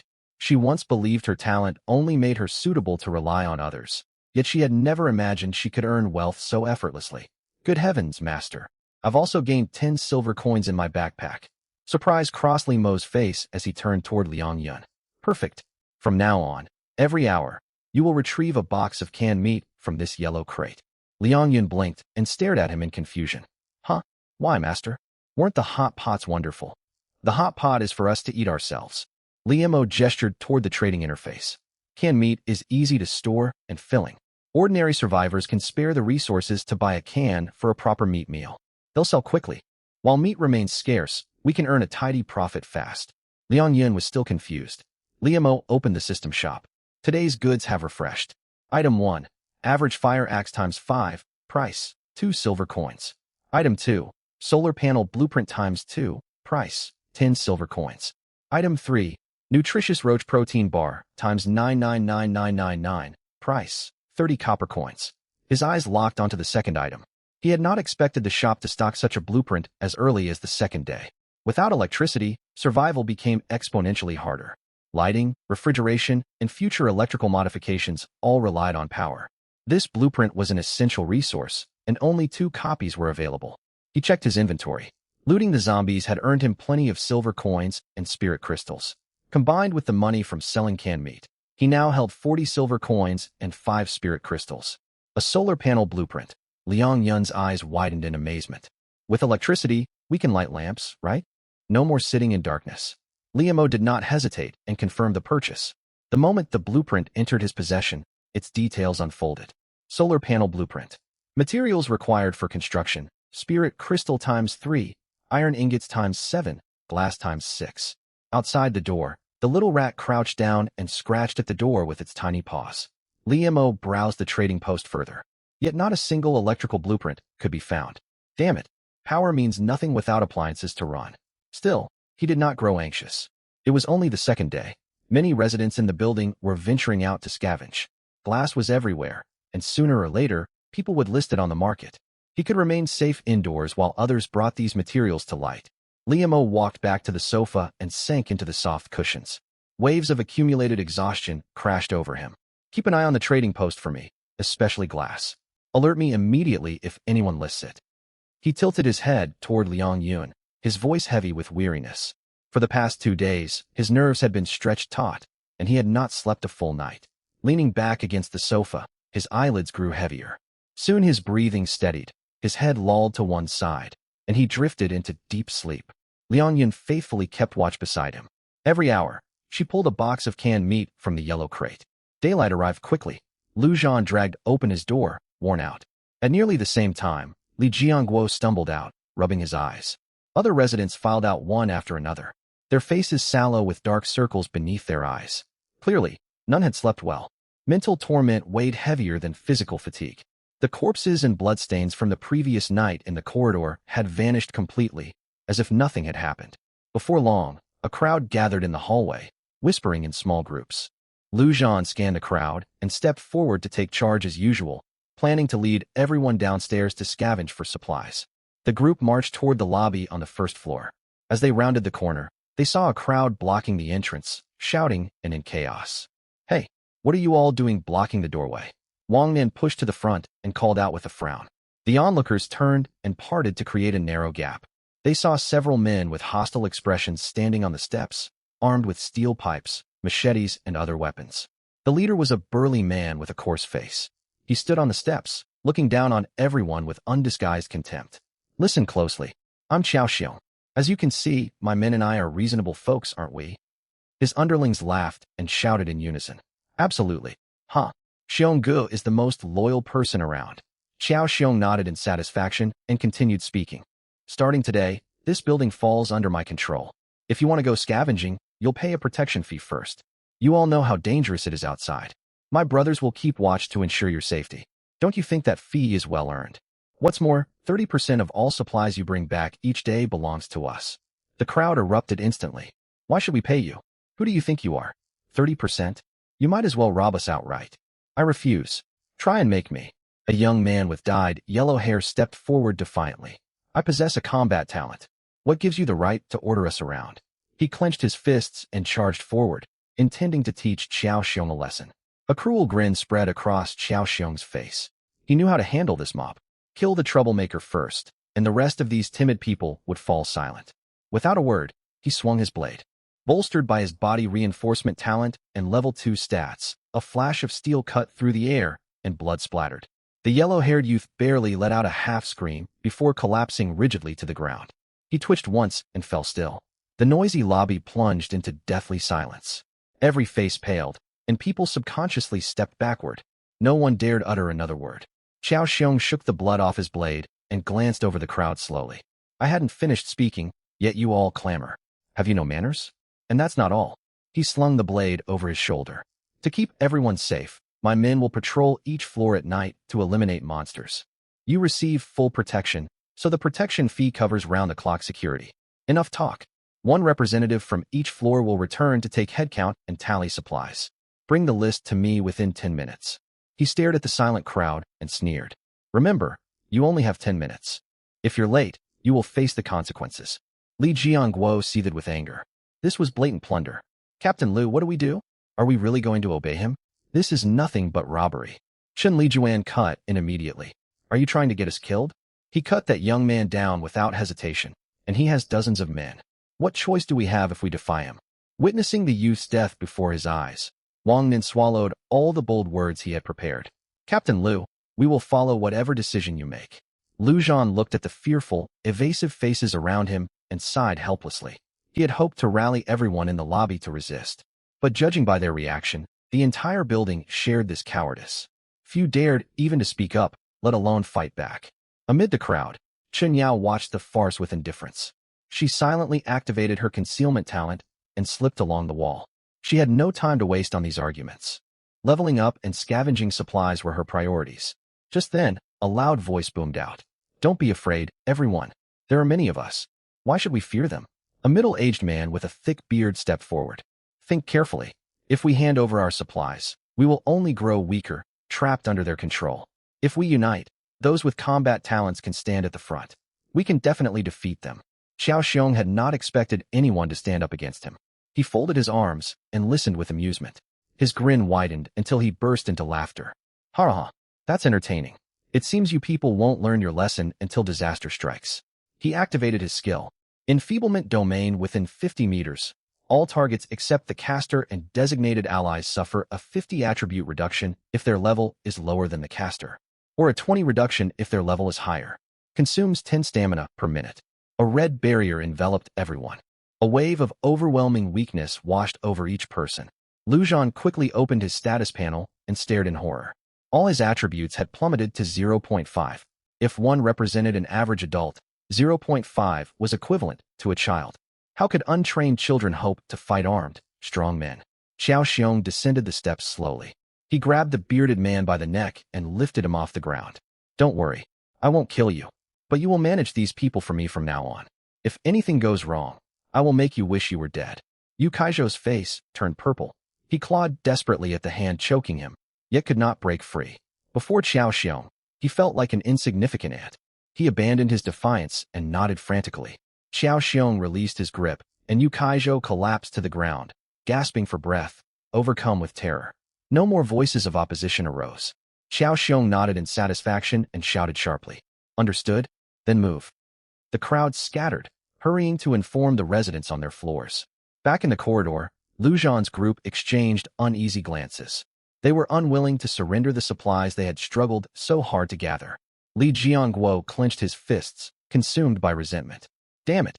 He had nearly collected all materials needed to craft a pistol, and now this disaster struck. His gaze fell on Li Mo's iron door, and a cold glint flashed in his eyes. An idea formed in Li Jiangguo's mind. He leaned close to Lu Zhan and lowered his voice. Captain Liu, Liamo must be hoarding plenty of supplies. We can demand he pay a larger share, so the rest of us contribute less. The others perked up at the prospect of preserving their own goods and echoed his suggestion. Exactly. He clearly has more resources than us. He ought to pay more. Just look at that iron door. It must have cost a fortune. He can easily afford the fee. He can't hide inside enjoying himself without contributing anything. Lu Zhan frowned and pretended to hesitate. He has weapons, and he's not easy to negotiate with. Li Jiangguo smirked with calculation. We can tell Xiao Xiong Liamo probably doesn't possess a combat talent. If he were strong, he would have shown himself long ago. Xiao Xiong will deal with him, and we can reap the benefits. Lu Zhan thought the plan sound. He walked to Liamo's iron door and knocked. Liamo, can you come out? We need to discuss something. Liang Yun sat guarding 4 boxes of canned meat, nodding off repeatedly as she clutched a half-eaten biscuit. The knock jolted her awake. She turned toward Liamo and relaxed upon seeing he had woken up. Liamo opened his eyes and stretched. His joints let out faint creaks. He had slept extremely well. Walking to the door, he peered through the peephole and saw a group of people standing outside, all wearing malicious expressions. What do you want? He called through the iron door, his voice rough after sleep. Circumstances have changed. Lu Zhan's voice filtered through the metal. A group of strangers has taken over the ground floor. They are demanding every floor pay protection fees. Protection fees? Liamo let out a scoff, filled with disdain. No matter where he went, there were always thugs trying to seize territory. They claim they will protect us from monsters. You may be fine alone, but there is a woman inside your room.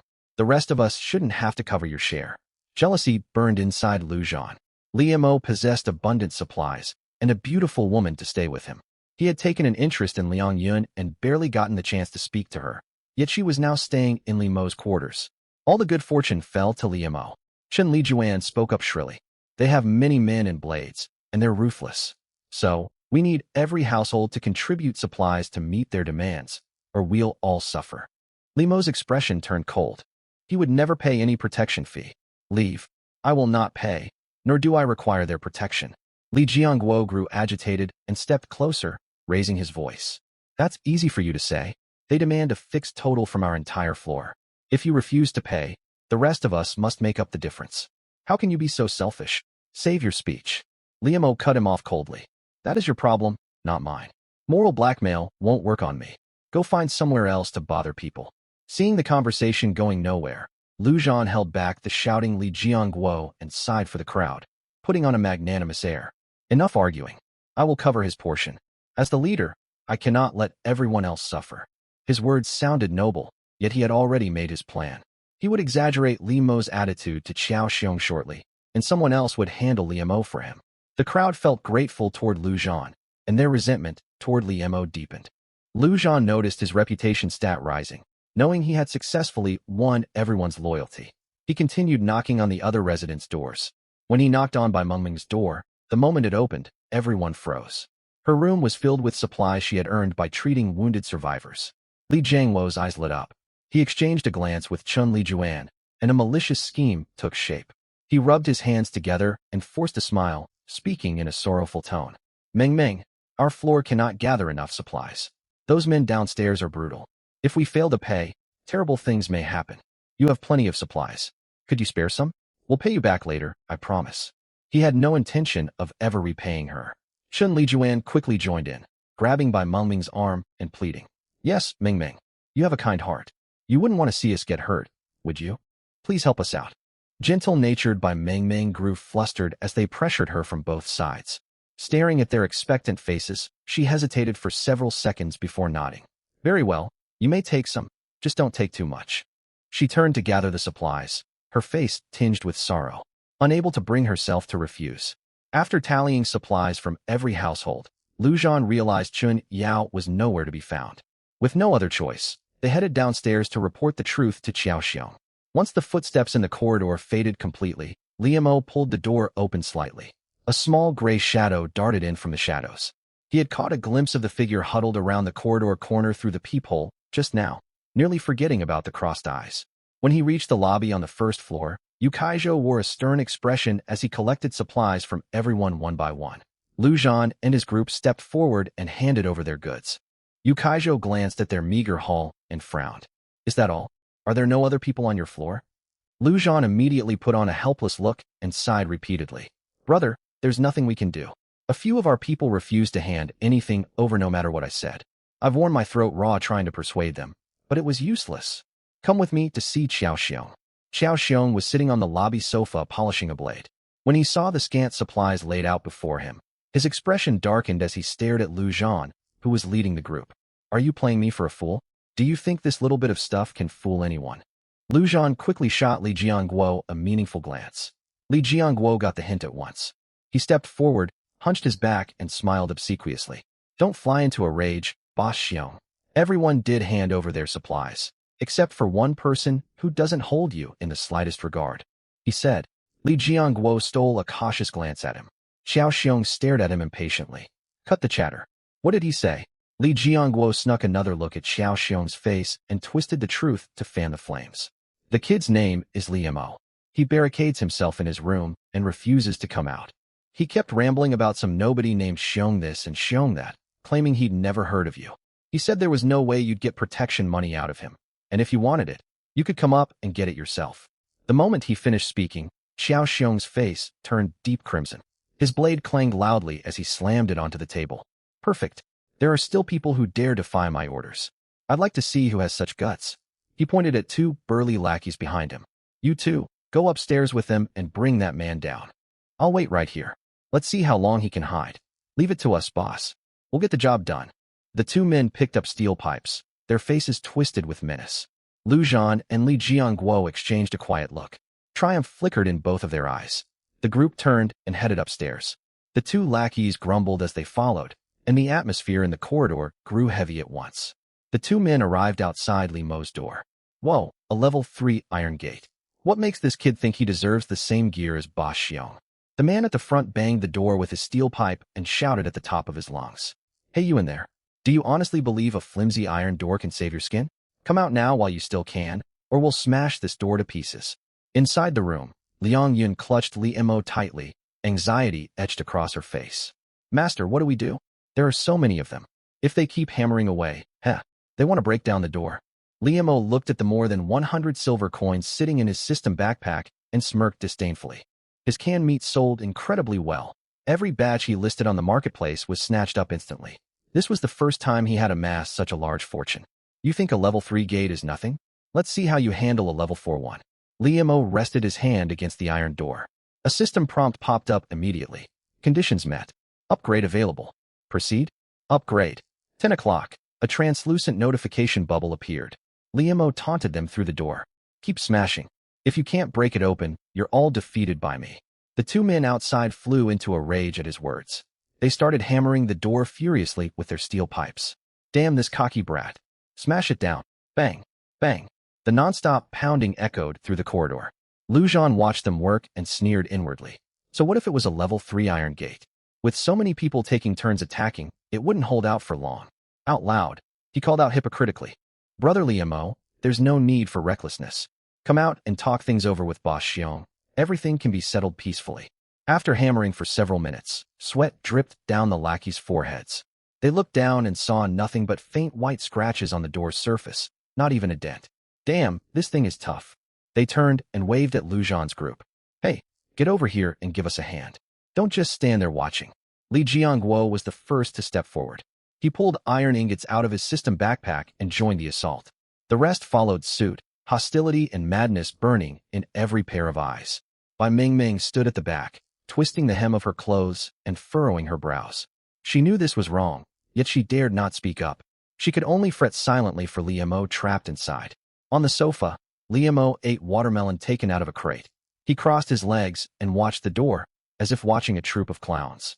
Liang Yun pulled out a dagger she had bought from the trading post, tensing up as she guarded the entrance. She was no delicate ornament.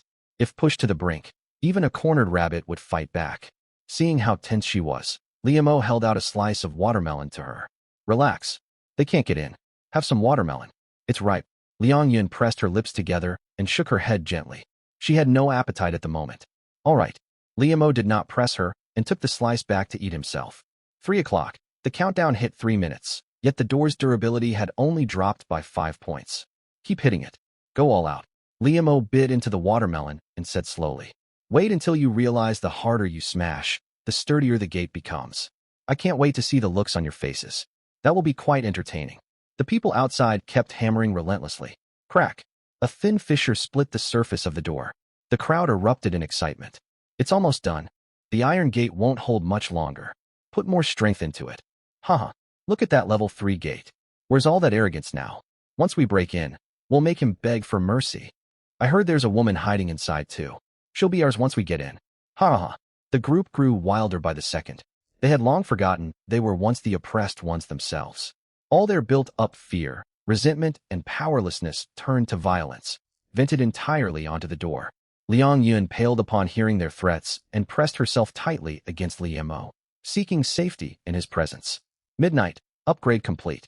In the next instant, the gate that had appeared ready to buckle transformed completely. All cracks vanished. Its metal surface grew thicker and heavier, and an assault window appeared at the top. Fearless Iron Gate. Rank, LV.4. Durability, 40/40ths. Materials obtained upon dismantling. Iron ingot times 14. Upgrade requirements. Steel times 20. Gold coin times 3. Spirit crystal times 15. Comfort level times 10. Level 5 blueprint. Description. Boasts formidable defensive capabilities. Unmatched beneath this steel barrier. Equipped with an assault window to launch attacks from inside the room. Features a reflective observation port that grants an extended field of vision. The crowd outside was mid-swing when their vision blurred. Stunned by the sudden transformation, they froze on the spot. Bai Mengmeng stared at the newly upgraded level 4 gate. Curiosity toward Li Mo stirring inside her. The others were far less calm. They had hammered away for ages, on the verge of breaking through, only for the gate to upgrade out of nowhere. What? How is this possible? The gate just leveled up. It was only level 3 a moment ago. Just imagine how many resources another upgrade would cost. He barely leaves his room every day. Where did he get so many silver coins? Yet shock quickly gave way to greed. Their eyes blazed. If he could afford to upgrade his gate to level 4 so casually, the room must be stuffed with precious supplies. If they forced their way inside, they would strike it rich. The lead lackey gritted his teeth and brought his steel pipe crashing down once more. Clang. A sharp ring echoed out. A powerful recoil jolted up his arms. Pain shot through his palm, blood seeped from his tiger's mouth, and the steel pipe slipped out of his grasp. His heart sank. The resistance felt entirely different. Earlier he could leave scratches, but the gate was now so hard, even firearms might struggle to pierce it. Keep smashing. We're going to report this to Boss Xiong. With that, the two men turned and hurried downstairs. Back in the lobby on the first floor, Xiao Xiong frowned when he saw them return empty-handed. He had thought this task would be simple, so why did they look so defeated? Spotting the blood on one man's hand, his expression turned icy. What's wrong with you two? Can't you handle such a trivial task? It's not like that, Boss Xiong. The man's name is Li Mo. His gate was level 3 when we arrived, but mid-attack he upgraded it straight to level 4. Xiao Xiong's eyes narrowed sharply. Level 4. He had never imagined someone possessed greater resources than himself. It had taken supplies scavenged from the entire building just to get his own gate to level 3. He knew exactly how costly a level 4 upgrade was. This man could not be allowed to live. Left unchecked, he would sooner or later become a threat to Xiao Xiong's authority. He turned and instructed Yu Kaizhou to oversee the lobby and continue collecting supplies. Then he called 4 more lackeys armed with blades. Let's go. I want to see who this remarkable character is. Yu Kaizhou watched Xiao Xiong's group head upstairs, complex emotions flickering across his eyes. A young woman stood before him, teary-eyed and begging for more time, saying she could not gather the required supplies. After a moment's hesitation, Yu Kaizhou relented, letting her hand over half now and settle the rest later. Deep down, he refused to submit to Xiao Xiong. Back when he worked as a security guard, he had always believed those who needed protection ought to be sheltered. But circumstances were against him. Unable to win in a fight, he could only bow his head for now. He sighed. He would take things one step at a time. Up in the corridor, the rest still circled the gate, continuing their futile attempts to break it down. Xiao Xiong arrived with his men. His gaze swept over the thick, imposing level 4 iron door, and his pupils constricted. He walked to the rear of the crowd.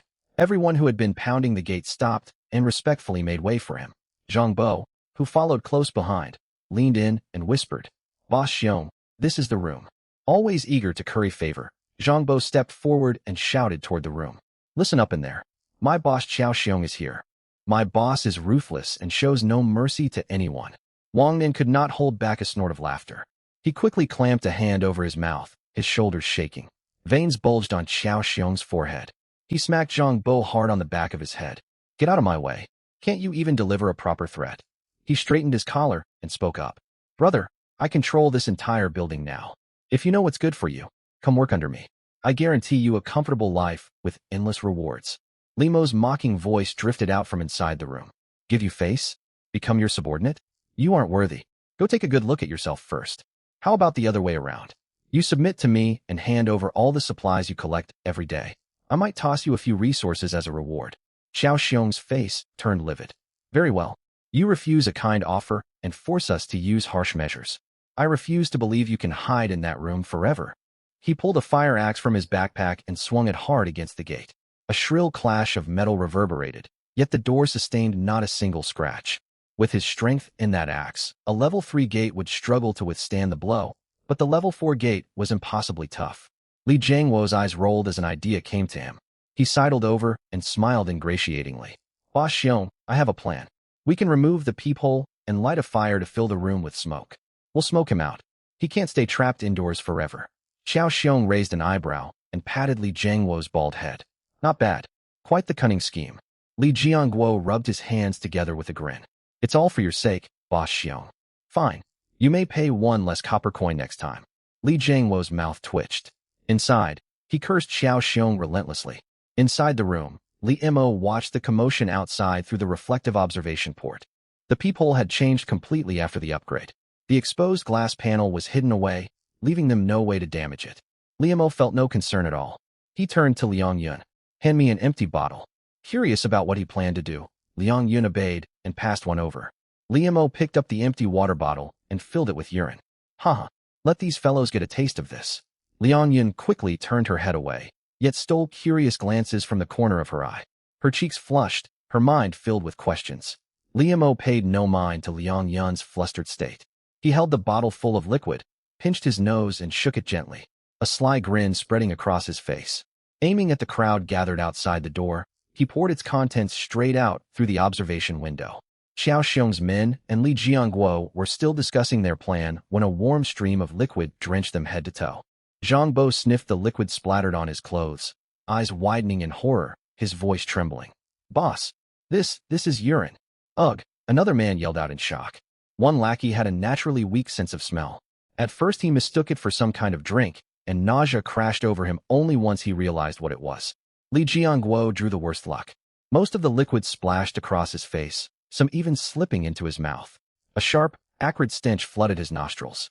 His stomach churned violently, and he vomited everything, including the dry bread he had eaten the previous day.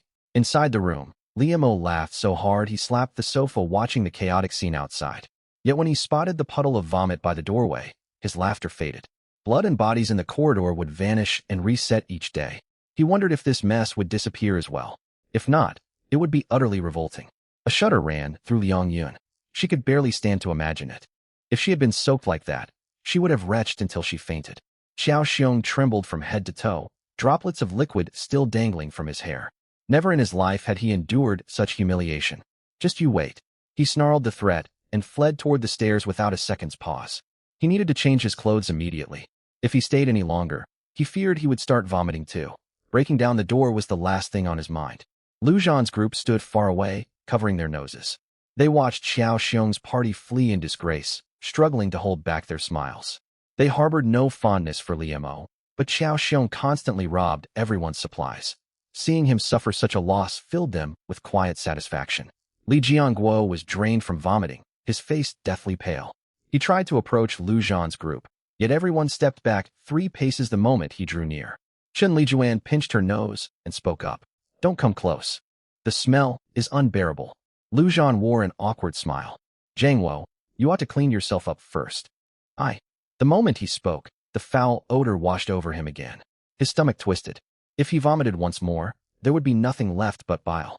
1 hour later, on the open ground at the edge of the gray mist, Li Jiangguo had cleaned himself as best he could, but the unpleasant scent lingered. No one was willing to stand beside him.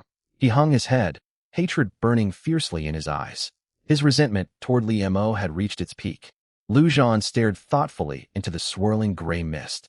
One of Xiao Xiong's subordinates had passed along news. Beyond the mist lay a vast city. Monsters rarely appeared on the outer fringes, where they could search for ordinary treasure chests, though valuable loot would be scarce.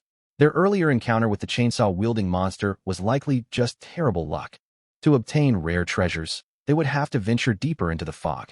Lu Zhan was astonished to hear how much intelligence Xiao Xiong's faction had gathered in such a short time. There must be someone with a special talent within their ranks.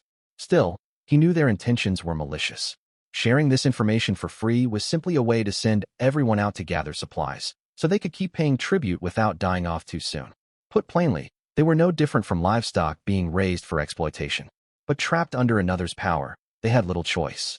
Lu Zhan heaved a long sigh and led his group forward into the gray mist. Meanwhile, inside the room, Liu Mo was in an excellent mood.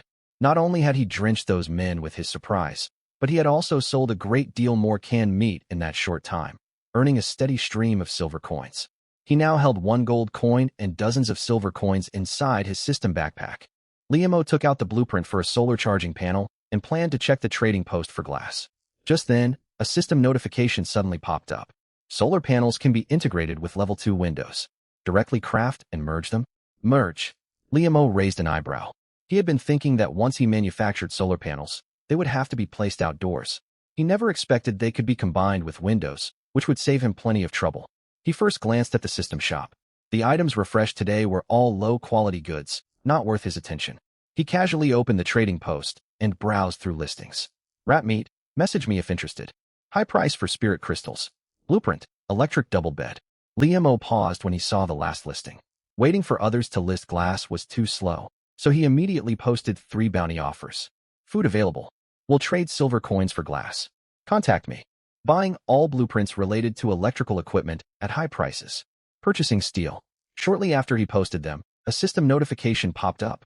To Liu Mo's surprise, the person reaching out was Wang Buiyuan, who had added him as a friend earlier. Wang Buiyuan, big shot. I can't believe the person buying glass is you. Liu Mo, yes. I'm short on glass right now. Do you have any? Wang Buiyuan, I've got more than a dozen pieces. I found them in treasure chests a few hours ago. I don't have the other 2 materials you want yet. They're useless to me for now. There's still a huge hole where my window should be. Liu Mo was surprised. He hadn't thought he could get over a dozen pieces all at once. Liu Mo, 5 canned meats for all your glass. Deal. Wang Buiyuan, what? Canned meat. I've been refreshing the trading post forever and never managed to grab any. Deal, absolutely. I'll send them over right away. Soon, Liu Mo received 14 pieces of glass. Wang Buiyuan, big shot. What kind of scenery surrounds you in the gray mist? Want to team up later? Looking toward the tall buildings faintly visible in the distance, Liu Mo replied. Somewhere near the city. Wang Buiyuan, what a coincidence. I'm there too. I've heard people talk about you before. Could we be in the same residential complex, but different buildings? There's a woman named Lu Lan on my floor. She's the leader of our building. She's very capable and often leads us to gather supplies. But she's on bad terms with the leaders of several other buildings. We also discovered that the deeper you venture into the gray mist, the better the supplies get. Maybe we can explore deeper together sometime. Liu Mo, noted. I have things to attend to, so I'll end the chat here. Wang Buiyuan, take care of your business first. I'm heading back into the mist again. Liu Mo stared at the messages, lost in thought. Staying cooped up in his room, information from the outside world was extremely valuable to him. Without further delay, he upgraded his wooden window to level 2, then selected solar panel fabrication and completed the integration following the system prompts. A faint light flickered, and the crude wooden window transformed instantly. Solar-powered glass window. LV. 2. Durability. 10 tenths. Can be disassembled. Glass times 2. Wood planks times 3. Upgrade requirements. Spirit crystal times 1. Iron ingots times 7. Wood times 6. Glass times 4. Silver coins times 10. Description. Low defensive capability, yet a window that continuously harvests solar energy. Generates 1 unit of electricity per hour and can store up to 100 units internally. Liu Mo's mood brightened as he looked at the clear, transparent glass replacing the old window. Hardly any trace of the integrated solar panel could be seen. Through the glass, he spotted a large crowd gathered on the open space downstairs. Groups of people squatted on the ground, all covered in grime. Several bloodied survivors were dragged out of the gray mist and laid on the ground, groaning in pain. Liu Mo let out a quiet scoff and looked away. Others risked their lives outside just to scrape together a mouthful of food, while he steadily accumulated resources from canned goods and safety. This gap between them would only keep growing wider. He reopened the trading post, found the blueprint for the electric double bed, and purchased it for 2 silver coins. It was the only electrical blueprint available on the market right now, perfect for testing his new power supply. Blueprint, electric double bed. Crafting materials, spirit crystal times 5, iron ingots times 15, wood times 15. Liemo disassembled his hard, old wooden bed and placed the construction ghost outline of the new bed in its spot. 5 o'clock 5 minutes later, a brand new pink bed materialized. Electric double bed. No level. Durability, 15/15. Description, an adjustable electric bed that offers outstanding comfort. Consumes 10 units of electricity every hour while active. Comfort plus 5. Liemo twitched his mouth. The design looked like something straight out of a boutique hotel. Complete with electric adjustment functions, it was truly unexpected. Liang Yun had just finished sorting the canned food. She turned around and caught sight of the new bed. She blinked, walked over slowly, slipped off her high heels, and lay down directly on top. Propping her head up on one elbow, she stretched out comfortably, her legs dangling slightly over the edge of the bed. She looked toward Liemo with a soft smile. Master, you certainly have interesting tastes. You're replacing a solid wooden bed with such an unusual piece of furniture. The sight stirred Liemo, though he knew this woman only liked to tease playfully and would grow flustered if things went too far. But he was no saint. Survival struggles had occupied all his attention before, yet now, protected behind his level 4 door, he felt far more at ease. Watching Liang Yun's playful demeanor, he made a mental note to test just how durable this bed was against his strengthened physique later that night. He pushed the thought aside temporarily and turned toward the window, wondering how to connect power to the bed. Suddenly, faint light blue dotted lines appeared before his eyes. One end linked to the solar glass window, while the other stretched gently toward the bed. Liemo blinked in surprise. Could power transfer wirelessly? He connected the line to the bed. In the next instant, the stationary bed shuddered softly. It slowly began to rise and fall with a subtle, steady vibration, rippling the mattress beneath Liang Yun. Liang Yun was still propped up on her elbow. She jolted from the unexpected movement, nearly slipping. Once she realized the bed was shifting on its own, pink blush spread across her cheeks and ears. She sat up and adjusted her clothing.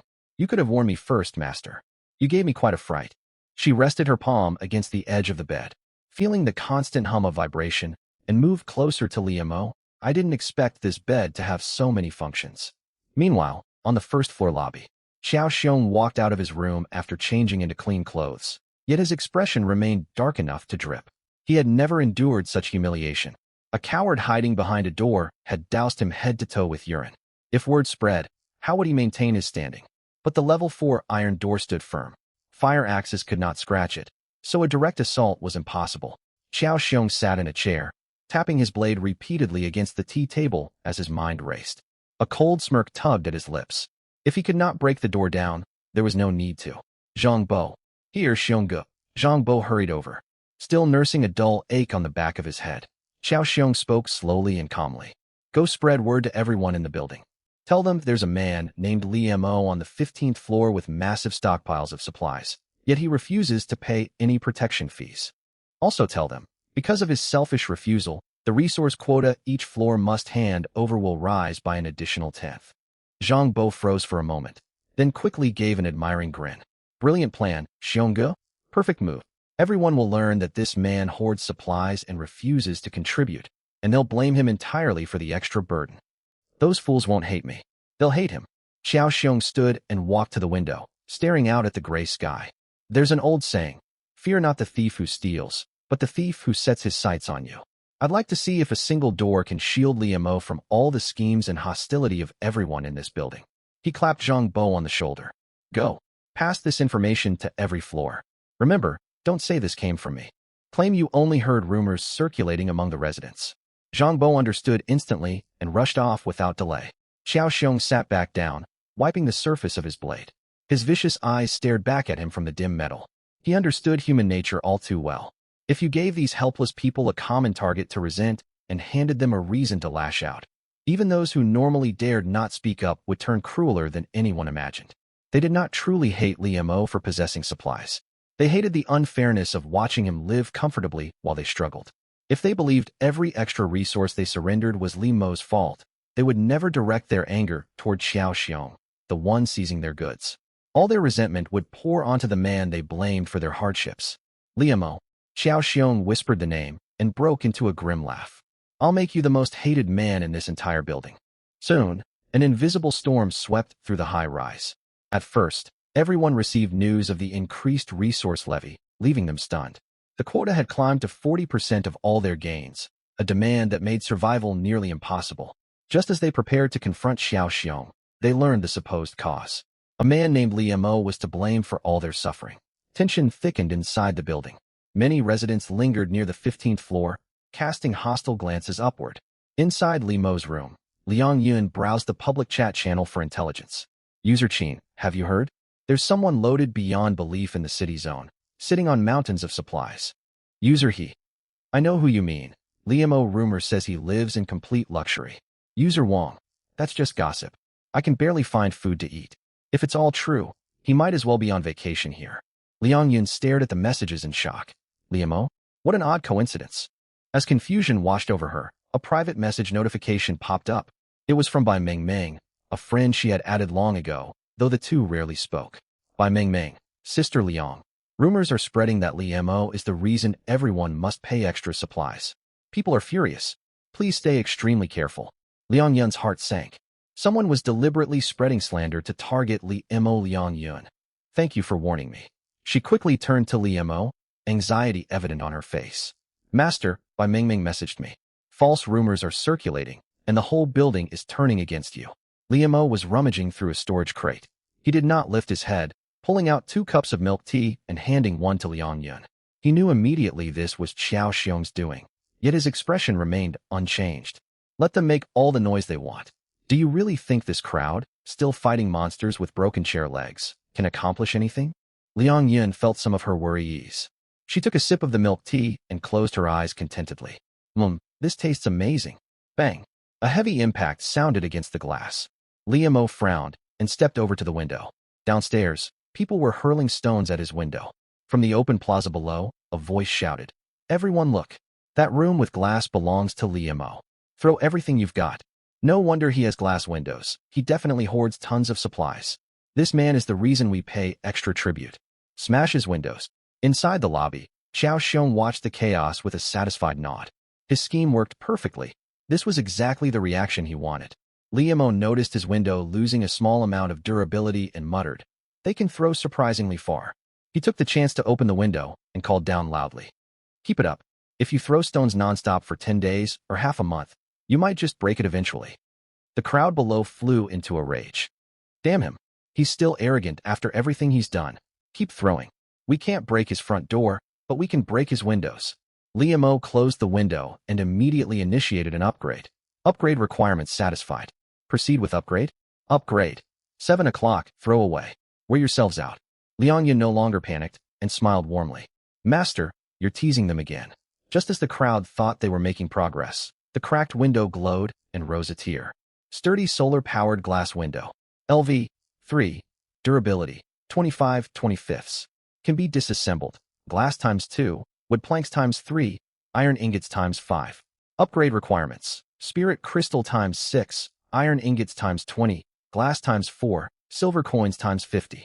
Description. Boasts strong defensive properties while harnessing solar energy. Generates 5 units of electricity per hour and can store up to 110 units internally. The crowd downstairs stared in bewilderment. What on earth just happened? I get it. His talent lets his property level up whenever it comes under attack. Nonsense. If that power existed, he'd be invincible. While they argued, Liamo appeared at the window. He twirled a cup of milk tea slowly in one hand, resting his other casually on Liang Yun's waist. Holy hell, is that milk tea in his hand? I feel like I've woken up in another world. How can anyone have milk tea in this nightmare? Hey, am I the only one noticing how stunning the woman beside him is? More beautiful than celebrities we saw on television before. Damn it, I wish I was standing there instead of him. Liamo rested his hand gently on Liang Yun's waist and raised his cup toward the seething crowd below. Liang Yun leaned against him, her cheeks flushing faintly. Watching the envious, angry mob below, she felt a profound sense of reliance on Liamo for the first time. Countdown until nightfall. 1 hour and 26 minutes, Xiao Xiong witnessed the scene through the glass, greed blazing in his eyes. His urge to seize everything Liamo owned burned hotter than ever. He could not stop staring at the woman beside Liamo. Most women trapped in this apocalypse rarely had the chance to clean themselves and were covered in dirt. Compared to Liang Yun, they paled in comparison. Suddenly, Xiao Xiong recalled another young woman he had seen on the 15th floor. Her name was Bai Mingming. Her looks rivaled Liang Yun's. Xiao Xiong stroked his chin and smirked darkly. I noticed that girl seemed unusually close to Liamo last time I saw her. Once night passes, I'll find a way to bring her under my control. Heh. With 50 minutes remaining until dusk, he stood up to gather his followers. Outside the lobby, Chen Yao stumbled out of the gray mist alone. Without teammates to watch her back in the fog, she relied on her concealment talent to evade multiple monsters and reap decent rewards, yet she had sustained injuries. When she found Bai Mingming, the younger girl gasped in shock. Sister Chun, how badly hurt are you? Chen Yao handed over some supplies as thanks. Bai Mingming immediately activated her healing talent. Soft light washed over Chen Yao, mending most of her wounds. Shortly afterward, LV Zhan and his team rushed out from the gray mist. Luck favored them this trip. They encountered no powerful monsters and returned with abundant loot. Though exhausted, excitement lingered on their faces. We collected plenty of valuable materials this time. It's a shame most of it has to be handed over. Exactly. Xiao Xiong is far too greedy. The moment they stepped into the first-floor lobby, they heard talk of the increased levy caused by Li Mo. Joy faded completely from their faces. Before they could voice their complaints, Xiao Xiong stepped onto the platform in the lobby. A crafty glint flashed across his eyes, yet he wore a solemn, impassioned expression. Brothers and sisters, I consider every single one of you my family. Since I collect supplies from you, I cannot bear to watch monsters hunt you down. Tonight, we stand united and fight side by side. We will defend this building and slay all the beasts. I believe that if we stand as one, no hardship can defeat us, and we will survive. Zhang Bo, standing beside him, quickly echoed his words. Will you live forever in fear of those abominations? Follow Xionggu, and we will wipe them all out. Part of the crowd listened with undisguised contempt. They saw straight through Xiao Xiong's empty speeches. But most residents already simmered with frustration. Stirred by his fiery speech, they latched onto him as their leader and roared in unison. Unite! Slay the monsters! Humanity will never submit. Watching the fired-up crowd, Xiao Xiong smiled inwardly. Perfect. With all these cannon fodder, I will reach level 3 soon. LV Zhan frowned with deep unease. Something felt wrong. Could Xiao Xiong truly be this selfless? Xiao Xiong kept the momentum going with more shouts. I am grateful for your trust in me, Xiao Xiong. I swear I will lead every one of you to survive. As time slipped by, some gripped their weapons tightly, some prayed non-stop. Others grew increasingly agitated. Several people could no longer bear the pressure and quietly retreated to their rooms. But most forced themselves to stay. The fleeting surge of recklessness stirred up earlier had long faded in the face of looming life or death danger. Unease lingered in every heart. Xiao Xiong watched those who left and paid them no mind. The departure of a few meant nothing. Bai Mingming looked toward Chen Yao and spoke nervously. Sister Chen, aren't you going back to your room to hide? Chen Yao's gaze was firm. She cared not whether this was a scheme laid by Xiao Xiong. Her only goal was to grow stronger. No, I will slay those monsters and become more powerful. Bai Mingming bit her lower lip, staring up at Chen Yao with wide eyes. She greatly admired Chen Yao's courage. Unfortunately, she only possessed a healing talent, which seemed useless in combat. All right, please be careful, sister. With that, she hurried back to her own room. Midnight, the countdown hit 0. Night fell. Everyone's spirits sank along with the dimming sky. Up on the platform, Xiao Xiong pulled a blade from his system backpack. His voice remained impassioned as he shouted. Follow me. We take the fight to them. Slay every monster. All loot we collect will be shared equally among us. A cold breeze swept through the air. The next instant, countless twisted, indistinct shadows silently materialized at the stairwell on every floor. Inside the ground floor lobby, Xiao Xiong led the group toward the staircase. They all spotted a blurry figure. No, to be precise, it was far more than one figure. What the hell is that thing? The monster bore 2 long rabbit ears. Its eyeballs bulged grotesquely, nearly filling its entire face. Beneath them stretched a gaping crimson maw. It looked like a giant mutated rabbit, yet it possessed a humanoid torso. On the 15th floor, inside his room, Liamo peered out the observation opening into the corridor. It's oddly quiet tonight. Only one person ran back. Could everyone else have died out there? The words had barely left his mouth when 2 figures emerged climbing the stairs. One of them had a pair of ears atop its head. Liamo frowned and kept watching. Is that some kind of rabbit-eared survivor? Could this be some kind of trick? Inside the corridor, the two figures stood in an unnatural posture. A man knelt before the rabbit-eared creature, and strange wet sounds echoed through the silent night. Liemo stared at the unsettling sight, his mind struggling to process what he saw. No way, could things really be this bizarre? A shaft of moonlight streamed into the hallway, and he finally saw clearly. Those were not human figures at all. It was a monster with a rabbit's head. It stretched out its long, supple tongue, slowly draining the man's brain matter. Those wet slurping noises were the sounds of the monster feeding. Liemo twitched his eyes. The gruesome sight sent a strong jolt through him.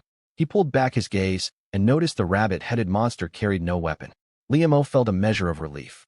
His door was now level 4. Mere flesh and claws would never break through it. Liemo calmly returned to the sofa and picked up the black diamond truffle ice cream set before him. In his old world, he could never have afforded something like this.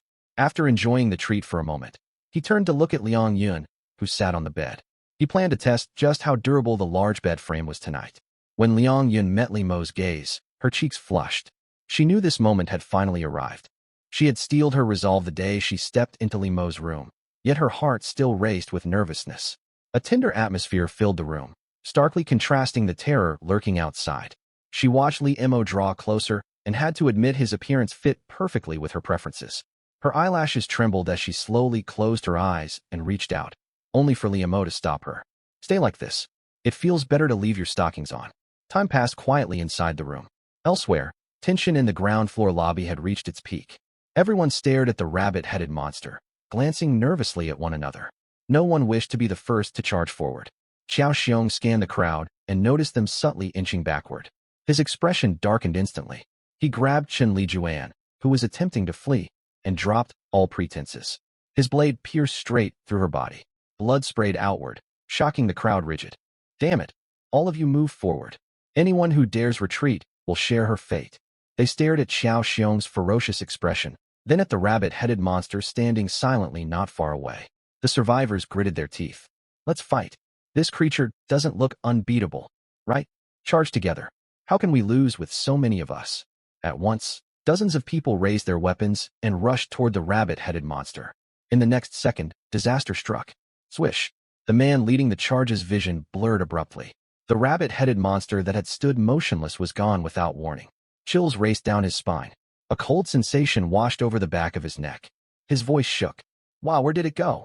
Boom! A powerful gust of air swept past.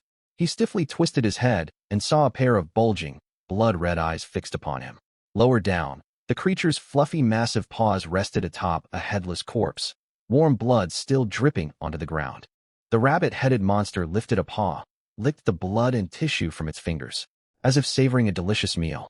It had crushed the man's skull in an instant. "Ugh!" Screams exploded inside the lobby. The already terrified survivors completely broke down. They turned and fled, wailing. The sharp stench of blood gradually filled the space. Many people exposed their backs to the monster. The outcome was inevitable: death. Lu Zhan kept his eyes locked on the rabbit-headed monster's attacks and did not retreat. Panic only brought faster death. Calm was the only path to survival. He twisted his body to endure a sweeping strike and dragged a terrified, paralyzed survivor out of harm's reach. The man shakily stood. Thank you." Lu Zhan glanced at his shoulder. A claw had torn open a deep wound, exposing bone. He gritted his teeth and made no sound. He never forgot his ambition. He continued winning over others. He believed Xiao Xiong had no right to lead them. He was the one who deserved to be the leader. Xiao Xiong stood behind his followers, his pupils shrinking. He had not expected the monster to move so swiftly. Still, this worked to his advantage. These cannon fodder had tested its abilities for him, letting him spot its pattern. He realized the rabbit-headed monster could unleash a high-speed rush only once every few minutes. Stay calm. It enters a weakened state after each rapid assault. Strike while it recovers. Shaken but rekindled, the crowd surged forward again, unleashing all manner of talent abilities against the monster. "Zhang Bo, what are you standing there for?" Xiao Xiong's roar jolted Zhang Bo awake. He wasted no time activating his talent. Slow renders targets stiff and sluggish. Thanks to this ability, Xiao Xiong's group had wiped out all monsters on their original floor. The rabbit-headed monster, about to pounce once more, suddenly seized up. This was the opening Xiao Xiong waited for. He pushed through the crowd and lunged forward, sweeping his long blade hard toward the monster's neck. Thud! The fluffy rabbit head rolled across the floor. Silver coins, spirit crystals, and scattered supplies spilled across the ground. We did it. We killed it. Cheers erupted. Some collapsed to their knees, overcome with fear. Xiao Xiong wiped blood splattered across his face, making him look even more menacing. He watched the notification showing he had gained 30 experience points and grinned. He shouted sharply to the others. Move onward. We climb upstairs and hunt down every monster. The large group advanced floor by floor along the stairwell. Xiao Xiong directed the crowd to attack every monster they encountered. Yet he made certain to land the killing blow for most of the experience. He occasionally unleashed his own skills. Yet they drained stamina heavily and hindered his chances to secure finishing strikes, so he only used them in critical moments. A small number of kills fell to other survivors. Relying on his stealth talent, Chen Yao drifted through the chaos to land finishing blows, quietly advancing to level 2. Lu Zhan, with his high durability, also claimed several kills. By now, the crowd fought with bloodlust in their eyes. Elsewhere, a faint, unusual scent lingered in the room. Liamo lay on the bed. Beside him, Liang Yun had fallen fast asleep, yet she clung tightly to him like an octopus. He stared blankly at the ceiling, lost in thought. A cigarette would be perfect right now. After spending hours talking and sharing experiences with Liang Yun, Liamo felt no fatigue. Liang Yun, however, had worn herself out completely. Eventually, exhaustion overwhelmed her, and she slipped into slumber. Liamo sat up on the edge of the bed. He was wide awake, his gaze fixed on his system panel. A new daily affix was about to refresh. He silently offered a prayer. God, Bodhisattva, Lux Spirits, grant me something useful. Today's affix has refreshed. I have many siblings summon one clone each day. Unused clones may be stored. You may choose to control your main body, a selected clone, or a random clone. A new clone can only be summoned once the previous clone perishes. Clones inherit half of the main body's stats. One additional concurrent clone unlocks for every 5 levels the main body gains. Liamo's eyes widened as he read the ability. A top-tier talent. I really hit the jackpot. Clones, that's effectively endless extra lives. Liamo stood and wanted to test how a random clone worked. He focused his will. A figure materialized out of thin air. Instantly, Liamo's vision split into 2 streams. One perspective belonged to himself, the other belonged to the figure standing opposite him. The sudden shift made his head spin. Then he felt a strange sensation. He glanced down and was stunned. Wait a minute, what happened? From the main body's view, a young woman with ordinary features stood facing him. So it truly is random. My first clone turned out to be female. Liamo moved the clone's arms and legs. Her strength is consistent with half of my own power. The sensation felt odd, as if watching 2 separate screens simultaneously. After adjusting to the split perception, Liamo tried opening the system backpack and discovered the clone shared inventory with the main body. A surge of excitement washed over him. This meant he could transfer items across any distance. In the future, clones could scavenge supplies and store everything directly in the shared backpack. I only wonder if items drop when a clone dies. Out in the corridor, the rabbit-headed monster continued patrolling. Liamo raised an eyebrow. Perfect timing. Time to test this clone's capabilities. Female Liamo walked to the door and retrieved the giant cleaver from the backpack. All previous caution faded away. Only eager anticipation remained. Seeing the rabbit-headed monster's back turned toward the doorway, Liamo pushed open the door and stepped out. The monster's long ears twitched sharply. The next instant, its head twisted a full 180 degrees. Those bulging bloodshot eyes locked straight onto Liamo. Ugh, it looks even more horrifying up close. Liamo muttered to herself, yet adrenaline surged wildly through her veins. Gripping the cleaver, she settled into a combat stance. In the blink of an eye, the rabbit-headed monster appeared directly before her. Liamo's pupils constricted. So fast, she hastily lifted the blade to block. Boom. Tremendous force crashed into her, sending her sliding backward a long distance. A faint cracking sound came from her left arm, yet the expected searing agony never arrived. She only felt a dull twinge. It seems clones only feel half the pain the main body would endure. Liamo stared at the rabbit-headed monster and wore a faint, eerie smile. Humans were incapable of unleashing their full strength largely due to pain. The human brain held back muscle output as a protective mechanism. Without the restraint of pain, even an ordinary person could shatter concrete with a single blow.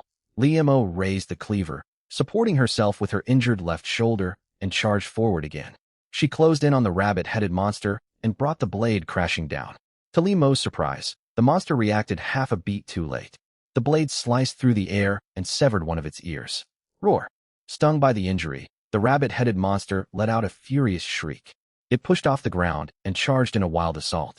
After 2 rounds of combat, Liemo had figured out its pattern. Your high-speed rush has a cooldown, doesn't it? Without hesitation, she let her wounded left arm absorb the monster's attack. The rabbit-headed monster sank its fangs straight into her arm. Sharp teeth pierced deep into flesh. This was exactly what Liemo wanted. Trade injury for victory. Fixing her gaze on the monster's exposed neck, Liemo swung the cleaver. Blood sprayed outward. The rabbit head tumbled onto the floor, its jaws still clamped onto half of Liemo's severed arm.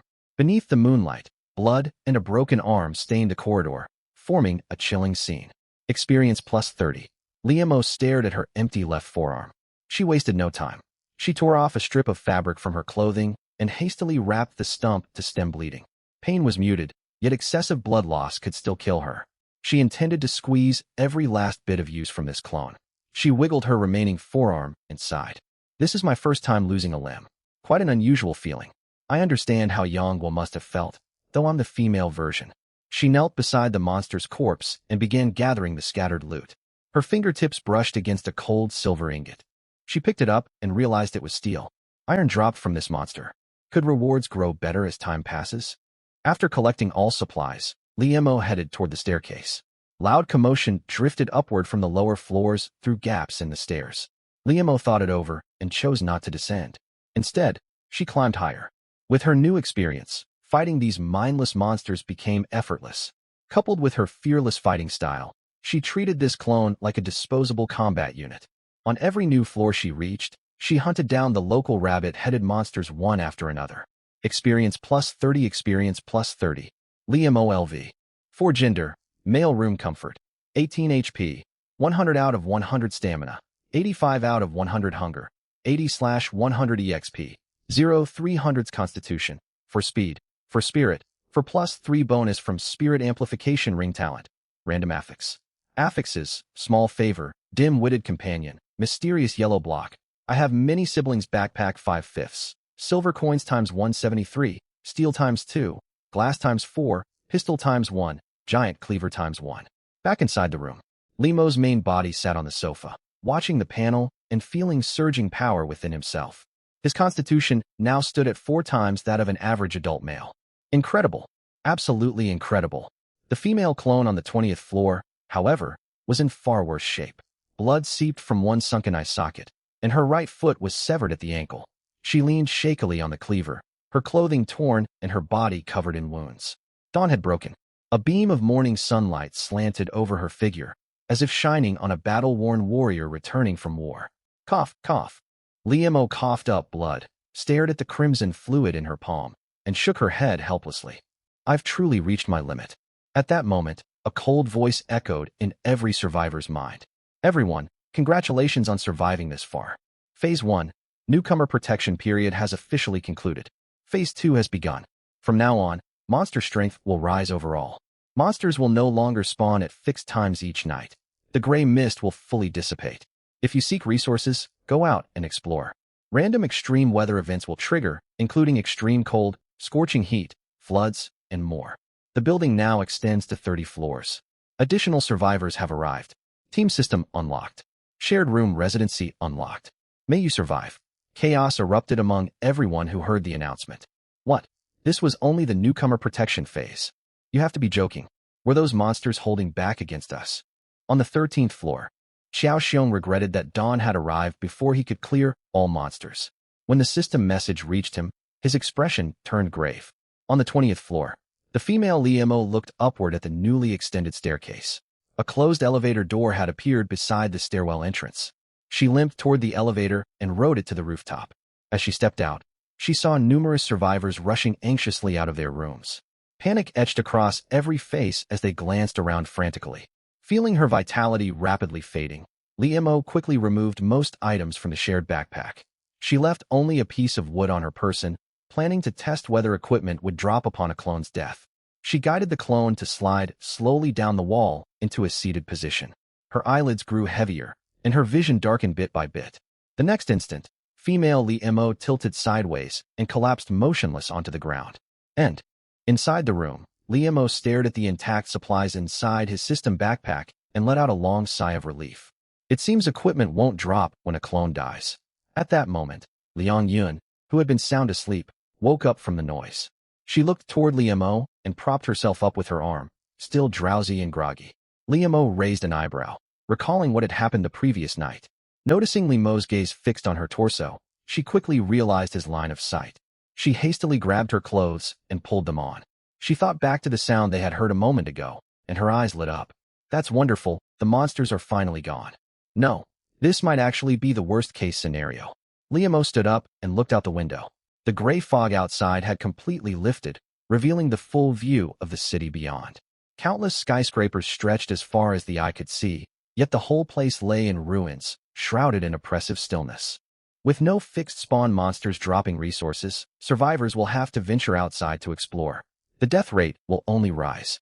We have a nearly endless supply of food, but certain blueprints and special items cannot be bought from the trading post. What's more, I don't believe those monsters will simply linger passively within the city. Upgrading our living space remains essential. Barefoot, Liang Yun walked over to stand beside him and glanced outside the window as well. She bit her lower lip. Remembering the system warnings about extreme weather, she looked up at him with concern. The announcement also mentioned extreme cold, floods, and other disasters. Should we take advantage of the stable weather now to gather more supplies? You're right. If extreme cold or floods arrive, scavenging outside will become far harder, and resources will grow even scarcer. We need to make proper plans while these few days remain calm. Just then, the cross-eyed rat hopped onto Liamo's shoe and tilted its head to look up at him. Liamo froze. He suddenly remembered that his spirit power had already reached 4 points. He no longer needed to summon just one rat. I nearly forgot about you, little guy. Liamo focused his mind. A flash of white light appeared. The rat vanished, replaced by another creature.